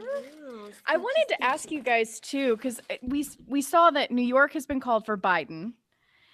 I still sometimes have to remind myself, though, Trump is a New Yorker. How do you guys feel about that? What's your reaction to that result so far? What are you talking about? He's from Florida. No. I mean, yeah, that's his new home now that he claims. From Florida. Right. And Nicole's from Florida. Oh, yeah, that's right. I'm kind of from Florida, so. Well, I mean, look how Trump has been fighting with the governor up there and the mayor. You could kind of see that.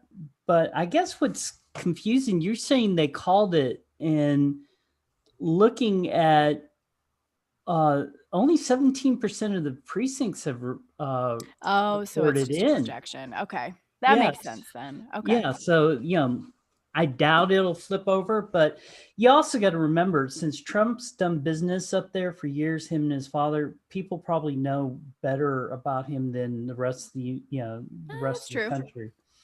And I think that's a bad thing for him. People are probably a little bit more familiar with what a fraud he is. Oh, the boxing gloves are out, everybody. Okay. It's true. He's been up in New York for years, running businesses bankrupt. Well, let me ask you a question. Sorry, go ahead. No, I think you have more to say. You please go ahead. Well, I'm just saying, I think Chuck's exactly right that they're more familiar with him in New York because they've been watching him for a long time, and all of his, that's true, hot air he's been on TV there for a long time, like talking about how rich and successful he is. And then they've, seen him default his loan and abandon buildings and go bankrupt in Atlantic City. I don't think he even campaigned in New York. I would be shocked if he did. I don't know for sure, but I doubt it. I think that's a good point, though, because up for him in New York. To that, I have relatives, for instance, in New Jersey. I didn't know a lot about Chris Christie at first, and they all gave me an earful years ago on what they know just based on his politics in New Jersey. I had no idea, so it is true you get that local perspective on politicians. Right. Yeah, and it's kind of like he can't fool New Yorkers anymore. Right. Right. See, it's like I know everybody idolizes the Clintons. I'm from Arkansas. Oh. I did not vote for him. I did not vote for Hillary because I grew up in Arkansas. You guys are talking about early voting. I actually voted for him when I was 18, for governor. But I also saw how he ran the state. He is very, he's got that ability to shine and look great. But when you've lived in a state where he was governor for so many years, you kind of cringe a little bit. And I kind of see that with Trump, business wise up in New York. It's sad that, a lot of people see what the politicians want outside of the areas that, their people are not familiar with. To your point, like New Jersey with Christie. The only time I really remember him is when Sandy came through and he was on the beach out there giving, the speeches. And then suddenly now he was part of Trump's cabinet and things like that. So, but yeah. Well, one of the things I wanted to ask, because I mentioned it to the guys, Justin, I didn't get to ask it to Quincy or Rachel or you, Chuck, but if your candidate does not win tonight, how is that affecting you all mentally, emotionally? Are you going to do something about it? Or what's the aftermath for you three? I'm going to go attack a Krispy Kremes. Krispy Kreme. No, I'm kidding. No, to me, it's another 4 years. And like I was taught growing up, if you don't, like who's in there, it's your power to vote them out the next time. I like that. One of you two, Quincy or Rachel, whoever. At our house, we're probably going to stop watching the news until 2025. I like that. Well, but you can listen to the news though if you want. You don't have to watch any of it. 95.5 WSB. Yeah. Go ahead. Oh, sorry. Go ahead, Quincy. I'll make my point a minute after you're done. I was willing to give him a fair shot in 2016 because everyone was saying, "Ew, he sucks." It's like we don't know, but here we are, almost 4 years in, and I can't watch the news, national news anymore because it's just so cringeworthy. It's just the whole. Every time he opens his mouth, I just can't anymore. Who are you referring to? Our president. Oh, okay. I wasn't sure. Go ahead. Yeah, to make it absolutely clear. Yeah, no, between Twitter and some of the press conferences, we stopped watching the COVID updates because it was just a whole bunch of grandstanding. Like, give me something I can use, or get off my TV because the wheel comes on in 15 minutes. Well, see, Quincy, to your point, and I was fixing to make this, I almost quit social media because Facebook, Twitter, even Spotify, which is a music thing, I got sick of seeing go vote, and then seeing people who I thought were friends for years suddenly drop me as a friend because, how dare I disagree with something that they stood up for, or how dare I vote it, or make an opinion. I watched your last section when you were asking about millennials. I have a friend, she's a teacher in Atlanta school districts, and she posted about how Mitch McConnell was playing games with the whole COVID thing. And when I kind of pointed out that Nancy was doing the same, because me being in the middle, watching both sides, I did not respond to any of the posts that were on there because I knew if I did, it would be like pouring gas on the fire.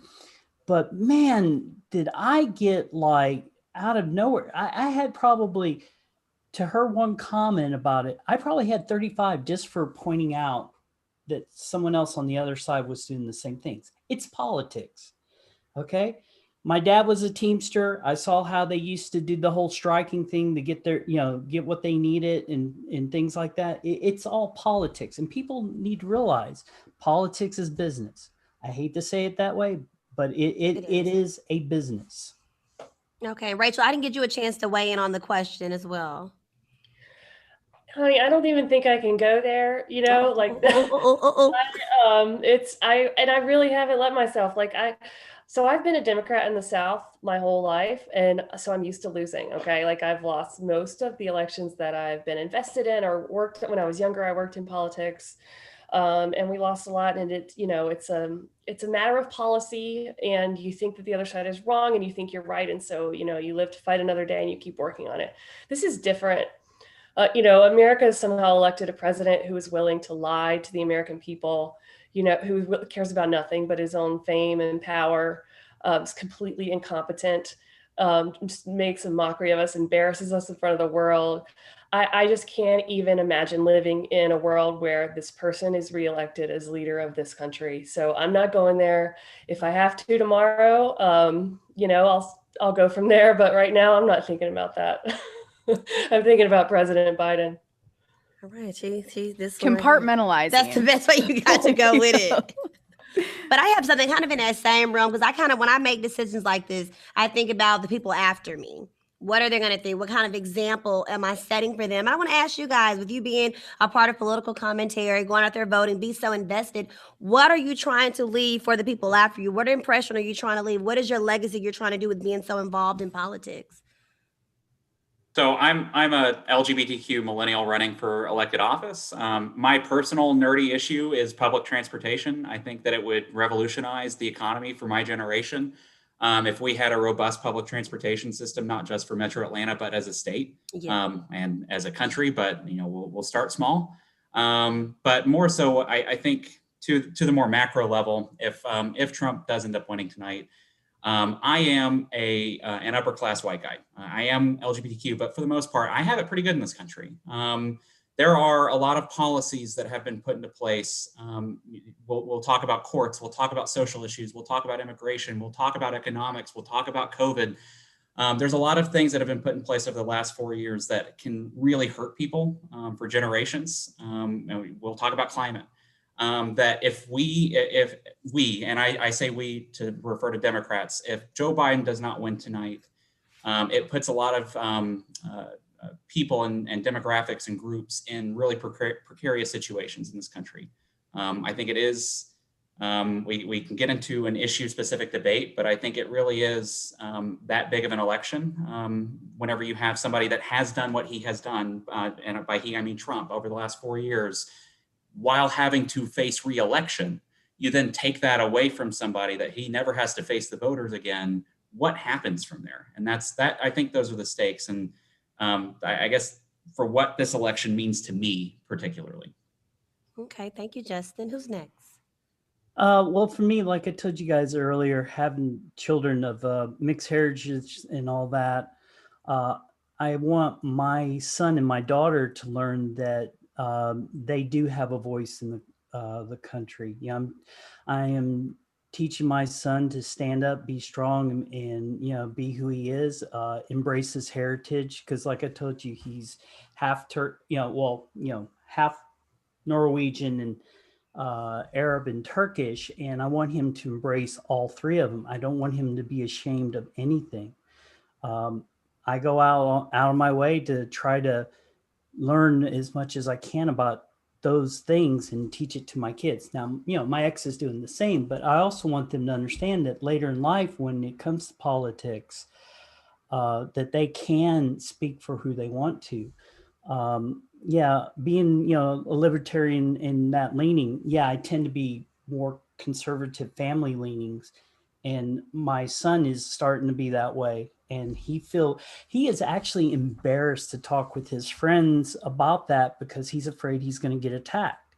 And I'm trying to tell him, no, talk about what you need to talk about, but don't raise your voice. Don't get upset, because once you do that, you've lost. And the other side is one, approach it calm and collectively. And that's what I want to teach my kids. I want them to be strong in politics, and I want them to understand that calmer heads prevail. Thank you for that, Chuck. Who else we got gonna weigh in on that? Other Justin? Justin, it highlighted on you. All right. Well, for me, the biggest thing that I'm concerned with is climate change coming up, and having a sustainable environment for my children's children to live in. I mean, we're already seeing sea levels rise. Island countries like Sri Lanka are already facing engineering challenges for these rising sea levels, and just some destruction that is certainly on the way. So, if anything, I'm looking to vote for someone who that is important to. All right, Quincy, Rachel, and for who just joined us, Jeremy, I was just asking everyone, pretty much with this election and everybody being very much into political commentary, what type of legacy or what are you trying to leave impressionably for the people behind you from what you're representing and doing in regards to this election? So on that, Quincy, Rachel, or Jeremy? Don't be shy. Who wants to answer? He's laughing. For me, Okay, here we it's go. just be a good citizen. Because as Chuck has said earlier, I've had a lot of people go out of my life over these last few months because we seem to disagree, quote unquote, disagree on minor things like my life has the same value as someone else's whose skin reflects less sunlight. Um, and the idea is that all of us at the end of the day have to deal with the same problems that everyone else in America does, maybe not to the same extent, but my neighbor's problems are my problems because if my neighbor's house catches on fire, the fire could just as easily spread to my house or the guy across the street or the neighbor to the other side. And we need to make sure that we're taking care of each other to the best of our ability. I like that. I like that answer a lot. Okay. Rachel. I would say that I want people to know that leadership matters, and there and politics matters for that reason. I think growing up, I've always been interested in politics, and it's been kind of seen as like a fringe, like nerdy interest, which is fine. I'm not bitter about that, but it has like who you elect has a real serious effect on your life, and we see that more than anything now in the pandemic. And what I consider to be a lack of leadership in the pandemic has cost us dearly in terms of lives and also the economy. And so being involved just shows that you can make a difference, and you're making a difference in something that matters. Okay, thank you. And last but certainly not least, Jeremy, who came in wonderfully. What would you like to add on to that? Yeah, I'd like to piggyback off kind of what Quincy said. Just making sure that you are loving your neighbor. Elections come and go. You have to live next to these people. You have to shop in the same shopping centers as them. You go to the same church. So, just being a good person past tonight. Yes. And into the other elections that are coming, I think is the most important thing that I think we'll all take out of this. Yes. At the end of the night. I like that. And the kind of makes me to allude to the guy who just actually popped up in here. He made a good point. At the end of the day, no matter who the person is that you vote for, they don't win, it's going to be okay. It is going to be all right. No matter you may feel upset. Sounds like my blog post that I wrote earlier. Anyway, even though you may be upset about it, it's okay.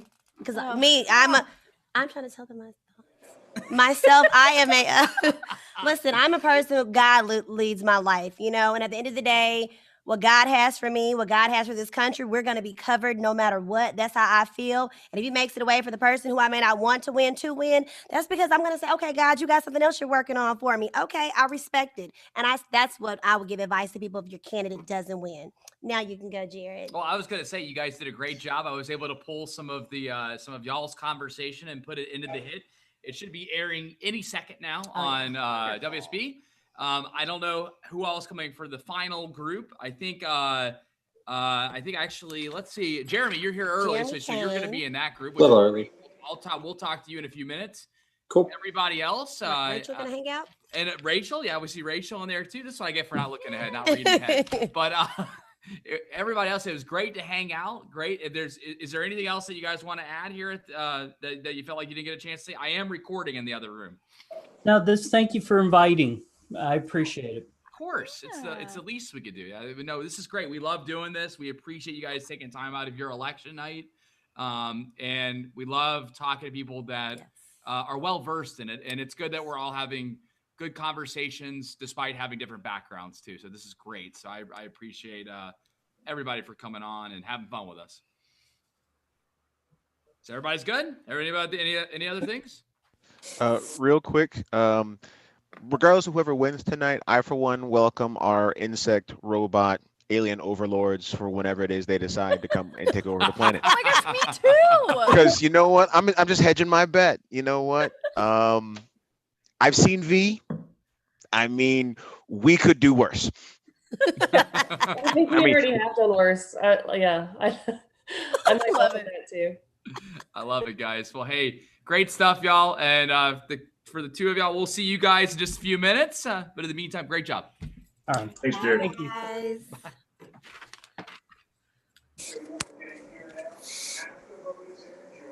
I get off of this.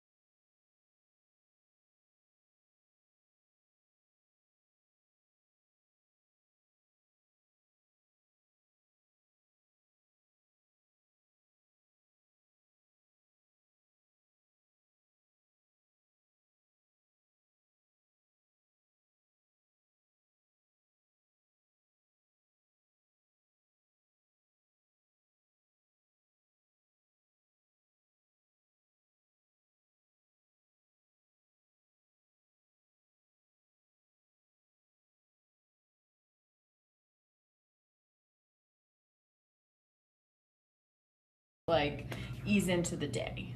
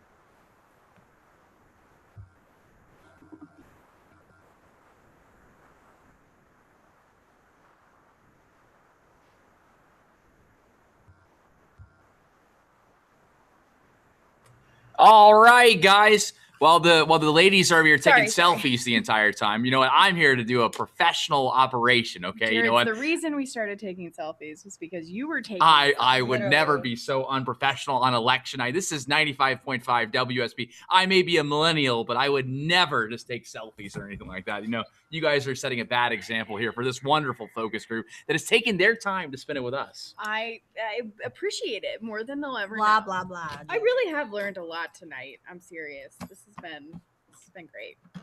Now, can everybody hear us now? Right now, I obviously I don't think I hear y'all. Loud and clear. Okay, very good. And let's see. So I believe that I've got a new gentleman here. Victor, how are you, man? Good. How are you doing? Great. We've been having fun. I know that Jeremy, actually, you haven't done one of these yet, too. So, but you snuck in on the last group, so you kind of saw a little bit of what we're doing here.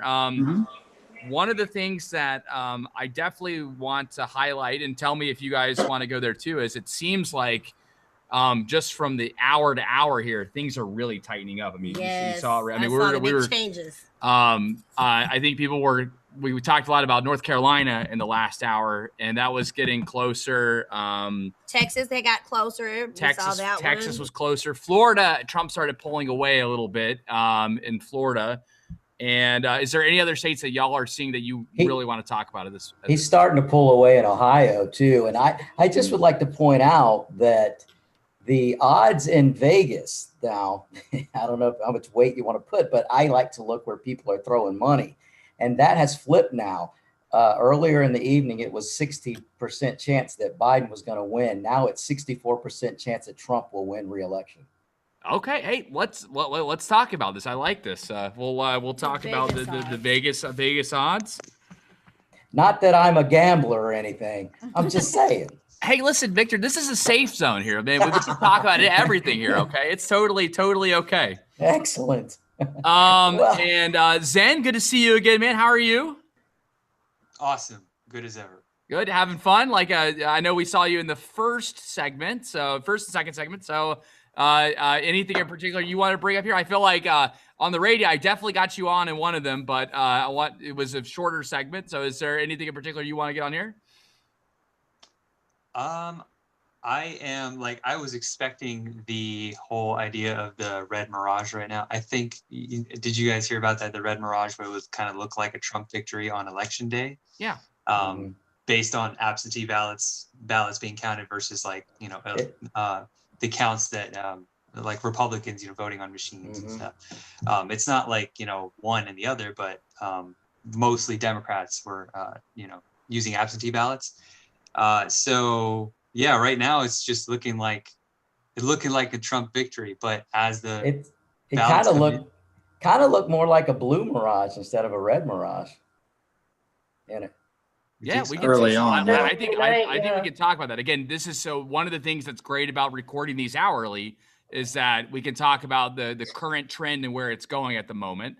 And just to make sure, Jeremy, so is there anything that you are really cooking up that you want to bring up?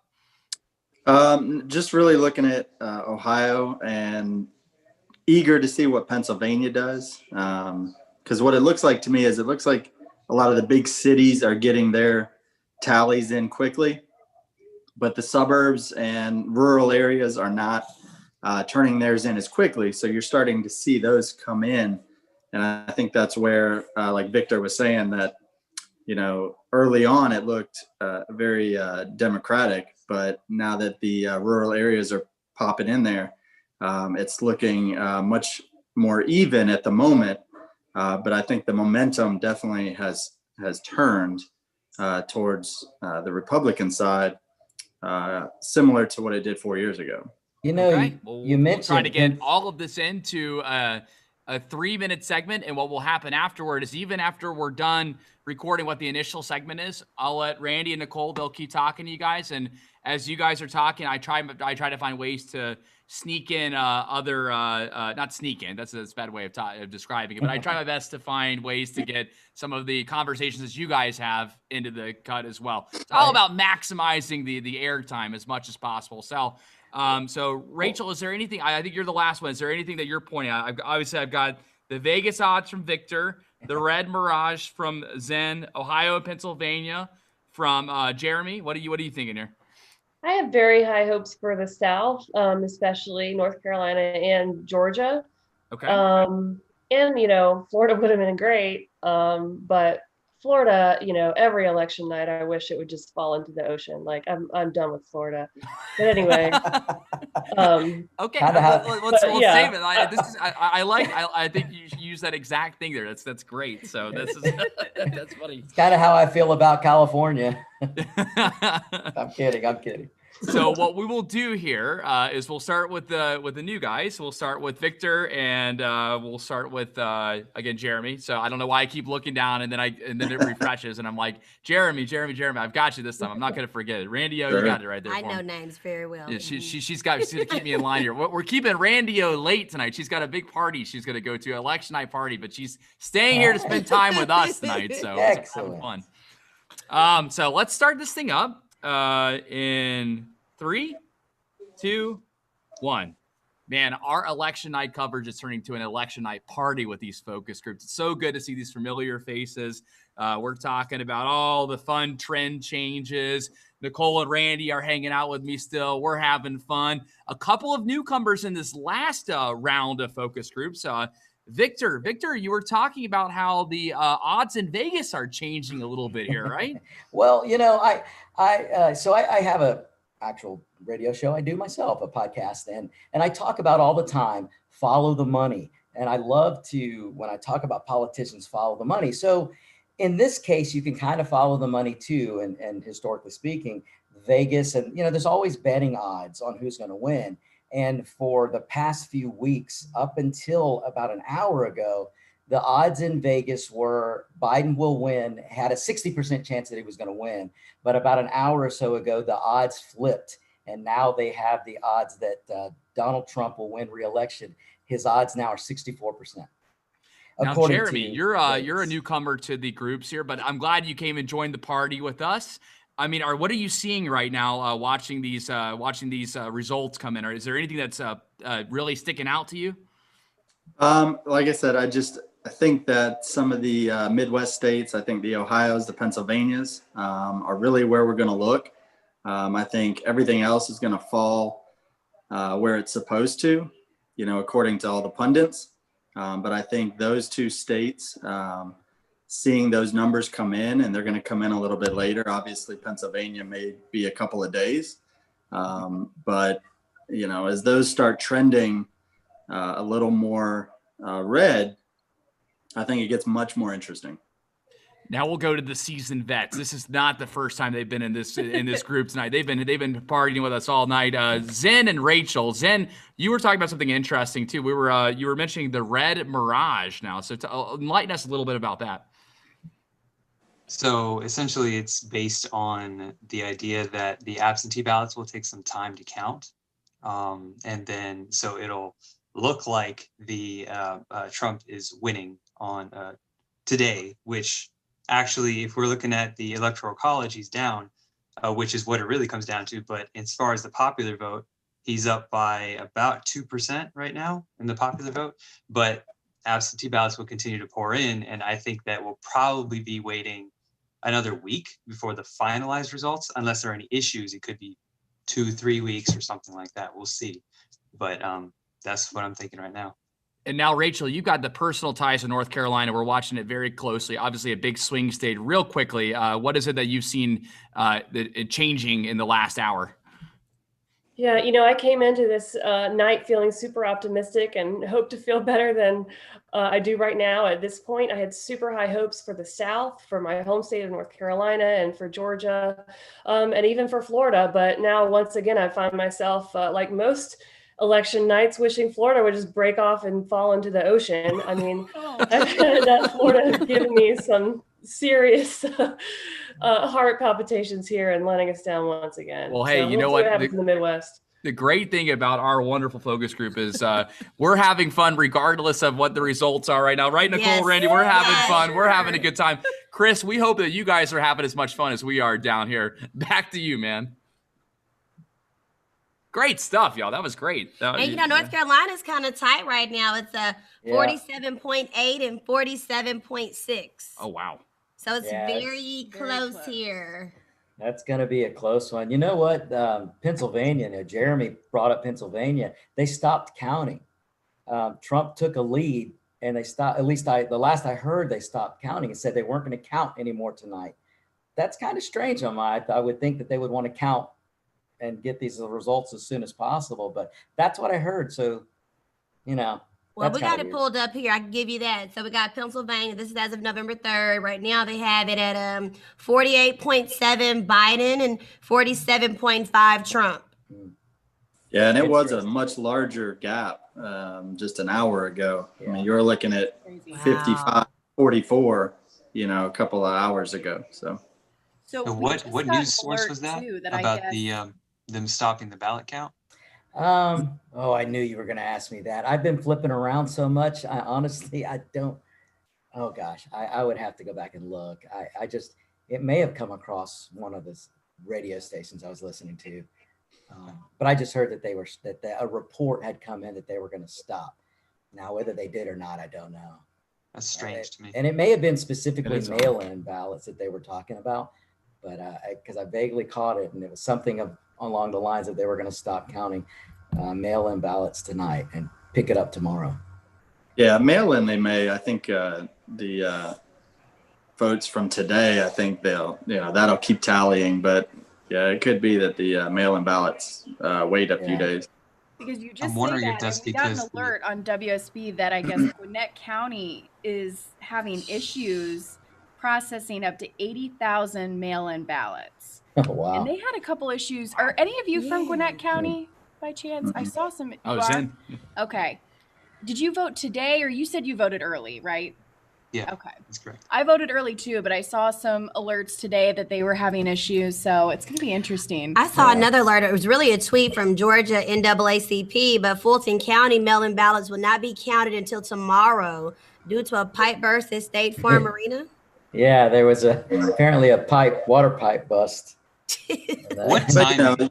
You can pretty much guarantee. 2020. You can guarantee those. Nothing shocks those will go Democrat. So. Yeah, this is ridiculous. Like the State Farm Arena has actually been a reliable polling place because there's so much space. Yeah. And people just go there. There's no wait time, and next thing you know, election day, a freaking pipe bursts. I was envious since I voted today. I got just the standard peach. So I got the standard peach. I wanted the one with the basketball peach. That was incentive enough to go vote over at State Farm. But my girlfriend had a chance to go out there and do it, and she went with friends and stuff. But today, I mean, I had no line. I was the volunteers were happy to see me. They gave me free stuff when I came in there: donuts, coffee. They gave me what else did they give you? They gave me a mask. A freaking a mask too, along with a sticker. They were like, "Oh my God, a voter! You're here!" And I'm like, "Yeah." I mean, I thought everybody would be here, but so I got to say, early voting worked very well to this point. So that's the moral of that story. What I'm going to do is I'm going to leave you guys with Nicole and Randy to keep things going. I'm going to be recording in the other room. Be sure if there's anything that y'all highlight, just text me, and I'm going to go put together the radio hit. That was fabulous. It was great, and I really appreciate it. I'll be back here in a minute, okay? So one of the questions I had as Jared scoots, what are some excuse me. Oh, you're still here. I didn't realize it. I want to know for some of the local elections, like what are some of the Well, that's a great point. But I'm surprised. At least the last I checked, Kelly was beating everybody. Kelly Loeffler was beating everybody in that Senate race, which that surprised me a little bit. Well, Victor, what's funny when I made the expression in face, it just said Kelly was up, and then I just looked. Now Raphael has 28.7 and Kelly has 28.5. Wow. Does that surprise you guys? That surprised me. Just at least I felt the louder candidates in that race were Doug Collins and Kelly Loeffler. And so I'm surprised pleasantly to see Raphael Warnock having such a good showing right now. What surprises me on that is I actually expected Raphael to be up about 35 because I thought they were going to consolidate, and that doesn't look like it looks. I mean, they're consolidating, but not as much. And so clearly, but I also thought Collins would be in the runoff, but it looks like it might be Kelly and Raphael. Yeah, I think Collins helped out Warnock because by attacking Loeffler, he really went after her on the insider trading stuff and things that I think probably resonated with people. And Purdue is crushing Ossoff. I felt Purdue would win, but I didn't think he'd win by that much. But he's at Purdue's at 55.7 and Ossoff is at 42. Yeah, that surprised me. I felt that Purdue would win this without a runoff, but I didn't think it would be that big of a margin. So that surprised me a little bit. I think it's like a lesson here for people who may not know much about politics and politicians. You think people who have these commercials, they're gonna, and we're learning that doesn't mean too much because Ossoff had a lot of commercials. Yeah, he had a lot of money. If there's one thing we learned in 2016 is that having the most money doesn't necessarily transition into winning. It used to be that way. If you had whoever had the most money was going to win, but we're not seeing that anymore. But I'll also bring up, even though Purdue's having a good night, Kelly Loeffler's having a good night, even I would say Collins is having a good night. Who's not having a good night, at least the last time I checked, was Karen Handel. Yes, I had that up here. So with them, currently you have Lucy Macbeth with 55.7 and Karen Handel at 44.3. Yeah. So I think Lucy's going to hold on to that, which I think is some people will surprise. I'm honestly not that surprised about it. I don't think Karen was the best candidate. And Macbeth, I mean, she's an incumbent and she's done a good job. And she's a good campaigner. I mean, Rachel, Rachel, I agree. She can campaign. And I think Karen really rested on her laurels, which is why she lost in 18, because Lucy was really a no-name. Nothing against her, but she wasn't known. And she came in and really beat Karen. And now it looks like she's going to handily beat Karen. Yeah. Well, they are only at 7%. So, we still have a long way to go. But any other races? I'll go ahead, Nicole. I was going to say, too, on that note, just sort of as an aside, how did you guys feel about the commercials this year and kind of that final push that we saw a lot on social media to register to vote? What were your thoughts on that? I thought if I got one more text, I was going to blow my phone up. Yeah, they were out of control for sure. It worked? Anyway. Is it effective? No, I don't think. I'd have to agree with Jeremy. What I don't like are sports stations and just like TBS, or if I'm watching a sitcom and I want to laugh. Entertainment. Yeah, if I want to be entertained, I'm trying to escape politics, and I don't like to be told vote or this, that, or that. I got tired of it. It made me Yeah, the not wanna radio watch station, TV. I immediately would switch to Switch another the channel. Yeah. I was gonna say, like, I know like a few of my Gen Z friends, you know, they were annoyed with it. They're like, fine, let me just freaking register. Let me just go vote so they'll quit texting. So some of them thought that if they went ahead, early voted, or they would stop getting They the would notification. stop, but it didn't. It got worse. They was like, why did I still get this? I'm like, this doesn't stop that. No, see, then after that, they started getting texts like, "Oh, can you bring 3 friends? Like, Yeah. tell 3 friends." Like, I already finished. What are you talking about? That's so true. I I started that I had voted, but they didn't stop texting. Yeah. I started donating to everybody, and they still didn't leave me They didn't alone. stop. But you know, sometimes I wonder like how we had so much access to communicate with everybody through these phones. I sometimes wonder with coronavirus. I feel like was information why we wasn't getting that kind of harassment with that. Oh, do this, do that. You know, I'm like a little confused how that happened. Anybody else feel that way, or is that just me? No, that's a good point. Okay. It seemed like the election coverage took over via social media, and not the COVID it was an afterthought, but it sort of has been maybe in the past few weeks, at least that's my observation. And that's why when it came up today, we asked some of the panel groups on how you felt at the polls voting. Did you feel safe? Did people social distance? Because I know I had a good experience. I know you didn't. No, they were very close at the polling stations. They were super close. Everybody can see what you're voting. People coming behind me asking if I need help, like all in my screen. Oh, no. And then as I give my ballot, I can put it in the machine myself. They grab my ballot to help me put it in. So I feel like there was no type of secrecy. I was a little offended, but I wasn't really tripping. But anybody else kind of feel like, whoa. What county? What county was that? Fulton. Early voting. I Now, here in Gwinnett, I voted in DeKalb in Decatur at Agnes Scott, and I was putting my ballot in, and I don't know if I asked. Yeah, I asked where to go, and I was like holding it out to her, and she's like, "I don't want to see your ballot," and I was like, "I'll show everybody." Oh, that's great. People are out hiding. and proud. People are hiding, and Rachel's running around. Let me tell you. Let me show you. That's great. I was going to cover a couple of the races that are done, or they're saying they're done here. So, you know, we got House District 14, Marjorie Greene with the 74% win over there. I mean, that was expected, or how do you all feel? I see some head shaking. Wait a minute. He dropped out. So how does she just get 74%? Oh, wow. That's actually bad. She was not opposed. So. What about Bishop? Can you check on that one? Because it looked like he was losing the last time I checked, and that was surprising. You said Bishop? Bishop. Yeah, I can't remember which House district. He's in. Oh, yep, Sanford Bishop. He's a win right now. So we have him House District 2, 59.1% to Don Cole's 40.9%, and that's 73% reporting. So they're going to claim that. Okay, so he took a big lead. Earlier, he was losing. Okay, so that doesn't surprise me then. I want to ask y'all, what do you think about I personally don't think that our state house is going to flip. What do y'all think about that? I think the Democrats for Democrats. No, I don't think so. You think the house is going to flip? Yeah, I think we would have to flip. I say we as if I'm like a hardline Democrat, which is not true. But Democrats would have to flip, I think, 16 seats or so. Yeah, I don't think it's going to flip. Too many. Yeah, I don't. Yeah, I think it's going to stay. Yeah. Well.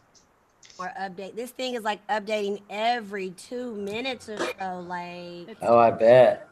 Let's check on a couple of states here. Anybody, because we got the live graphic of any states you are personally inquiring about. I can tell you what they're doing. Besides, I mean, now we're getting close to. I guess everybody's closing pretty soon, so right. It's going to be interesting in the next few hours. How's Ohio looking? Is he still building a lead? All right, let's say we got Ohio. So currently 47-3 is Trump and 46-3 is Biden. Wow. Man. And earlier I think it was switched the other way. Right. So yeah, so close. Let me see, Pennsylvania. What about Michigan? Michigan is another one. That should be for Biden, I think, right? Last that I saw, They were hoping to get that for Trump. Trump was winning the last I saw. Michigan is Michigan, I've got Biden up with 50, and you got Trump with 45. Interesting. Wow. What percentage of vote? You know, that would Michigan's at 34 on Okay. New York Times. Okay. And that's probably the cities. That's probably That's the city. Detroit, That's Lansing, yeah, there's a lot of vote left there. Ann Arbor, where the colleges are. Yeah. And like I was talking about Pennsylvania, and they're super tight. That was another one, 48-7 and Biden, and 47-5 Trump. Yeah. Now I know one of the big states we were talking about earlier was Texas, and I think originally they were ahead, but I think it's switched up now. Okay, so yeah, now Trump is back up. So Trump with 47-8 and Biden with 46-5. Wow. Still very close, which I mean, me being, like I said, in the last being a Texan, it's always been very red. So it's very interesting to me to see it become more of a purple state. You know, I'm telling my friends that as I've gotten more into politics, I consider myself a deep violet. You know, it's like I have some red beliefs, more blue beliefs. So I like the violet, a deep violet. Yeah, I feel the same way. But yeah, guys. So, and let me say this to Victor, who's one of the newer people here. One of the questions I did ask, and I'm curious to know about yourself personally. You know, with you being into politics, as everyone here who's been on our panels tonight, what type of legacy do you want to leave behind for people behind you, your family, like you being out and about? What is the message you want to pass on? Well, I have a unique story. My idol is my father, and he really molded the view that I have for and the love I have for this country. And what I want to leave as a legacy is the love that I have for this country. I grew up back and forth between here and Mexico. And so I've seen real abject poverty, and I've seen what a country that dips too far into socialism, I've seen what it can do to people. It sounds good, but it ends up hurting people instead of helping them. But I watched the American dream blossom because my father came here in his early 20s, couldn't speak the language, had to learn English, go to school, and work 3 jobs. He cleaned hospital beds, he waited on tables, and he did those things. But that man retired CFO of a company in Atlanta, Georgia. So I watched him as I grew up, not only get a command of the English language, but progress into a CFO position. And so he always taught me, and look, I'm all of 5'3" if I'm wearing the right shoes. And my dad always told me, you know, hey, you might have brown skin, you might be shorter than everybody else in the world, but he said the only person that can hold you back in this country, in the United States, is you. And so that just sticks with me. So that's the legacy I want. Just don't ever stop loving this country. It's so great. Those were great words from your father. Yeah, seriously. Yes, I loved Came all into the that. tail end of that, but wow, That was really good. Yes. That was great. Yeah, I was asking everyone. I think I didn't know if Zen got a chance to answer it. I know the other two were able to. And Zen, did you hear the question that I had put out there? What was it again? Yeah, the question was pretty much what type of legacy or what type of message you want to leave behind with you being so involved in politics. So people behind you, what do you want them to get from you doing all of this, being so active with it? I think that people need to be more. I feel like people need to be more open-minded about certain ideas, and also, like, usually the answer is not to one extreme or another. It's somewhere in the middle, and I'm not talking about just like being a moderate or something like that, or a centrist, but I think that, like, you know, combining ideas and understanding like how, like, having a better understanding of like how our like economy and our whole system operates, it really just informs you. And when you understand like what systems other countries have, it informs us of what we're missing out on. And you know, understanding the different forms of those things. So for instance, when you say socialism. There's a difference between socialism under a dictator versus a democratic socialism, or being a social democrat, that sort of thing. So yeah, I think it's super important to understand the little nuances, because there's a lot of nuance in things. It's not just black and white, and we have a big problem with being just about black or white, and there's no gray area. All right, words of wisdom from Zen. Yeah. Did everybody get a chance to answer it, Randy? They did. Everybody. Well, I know I had Rachel do it earlier, and I think Jeremy. Did you answer? I thought you did on the last one too. Both of them. I think he said love your neighbor. Which Yeah, I he love was. that What message. the other guy had said, Quincy. Goodness. Very good. Well, hey, so the radio hit turned out great, y'all. I even stuck in a couple of questions from Randy and Nicole that you guys were talking about in there too. So it's going to air in probably the next 10 to 15 minutes. So if you guys want to hear it on the air, you're more than welcome to. I am still recording now too. So is there anything else that you guys want to say while we have a chance here? Let me at least preface first by saying thank you to all of you guys for coming on and doing this with us now. But if there's anything that we missed, or you felt like, man, I really wanted to tell those crazy millennials I wanted to tell them this, but this is your chance to do it, is what I'm trying to say. That's a long-winded way of saying this is your chance to say that.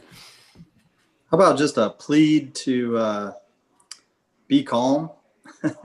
Don't overreact. It's not as bad as some of the people and stations will make it out to be. You're going to wake up tomorrow, the sun will shine tomorrow, and you'll go about your business. So we plead to everybody out there to allow us to go about our business tomorrow. Let the sun come up, let the world keep turning, and just love each other. And I just want to give a thank you for that. I want to give a quick breaking. Doug Collins concedes in tweet, setting up a Senate runoff between Kelly Loeffler and Warnock. Wow. Okay. Breaking news. Well, I just wanted to say, my message is this: don't ever forget that you do live in a great country here in the United States. We're the only country that has a document that can restrict what government can do to its people. And that's an amazing thing. And so no matter what happens tonight, we're Americans, and we should always stand together. There's no greater force than an American who stands as an American with their neighbor as an American. And just as my father came here, and I will never forget when he held up his American passport, I will never, ever, ever forget that look on his face. It was such a proud moment. And so no matter what happens tonight, we're in a great country. We're in one of the very few countries where we can change direction on a dime just by pushing a thing on a computer. So just remember that, and we don't have to be at odds over politics. We can get along. Things will change. They always do.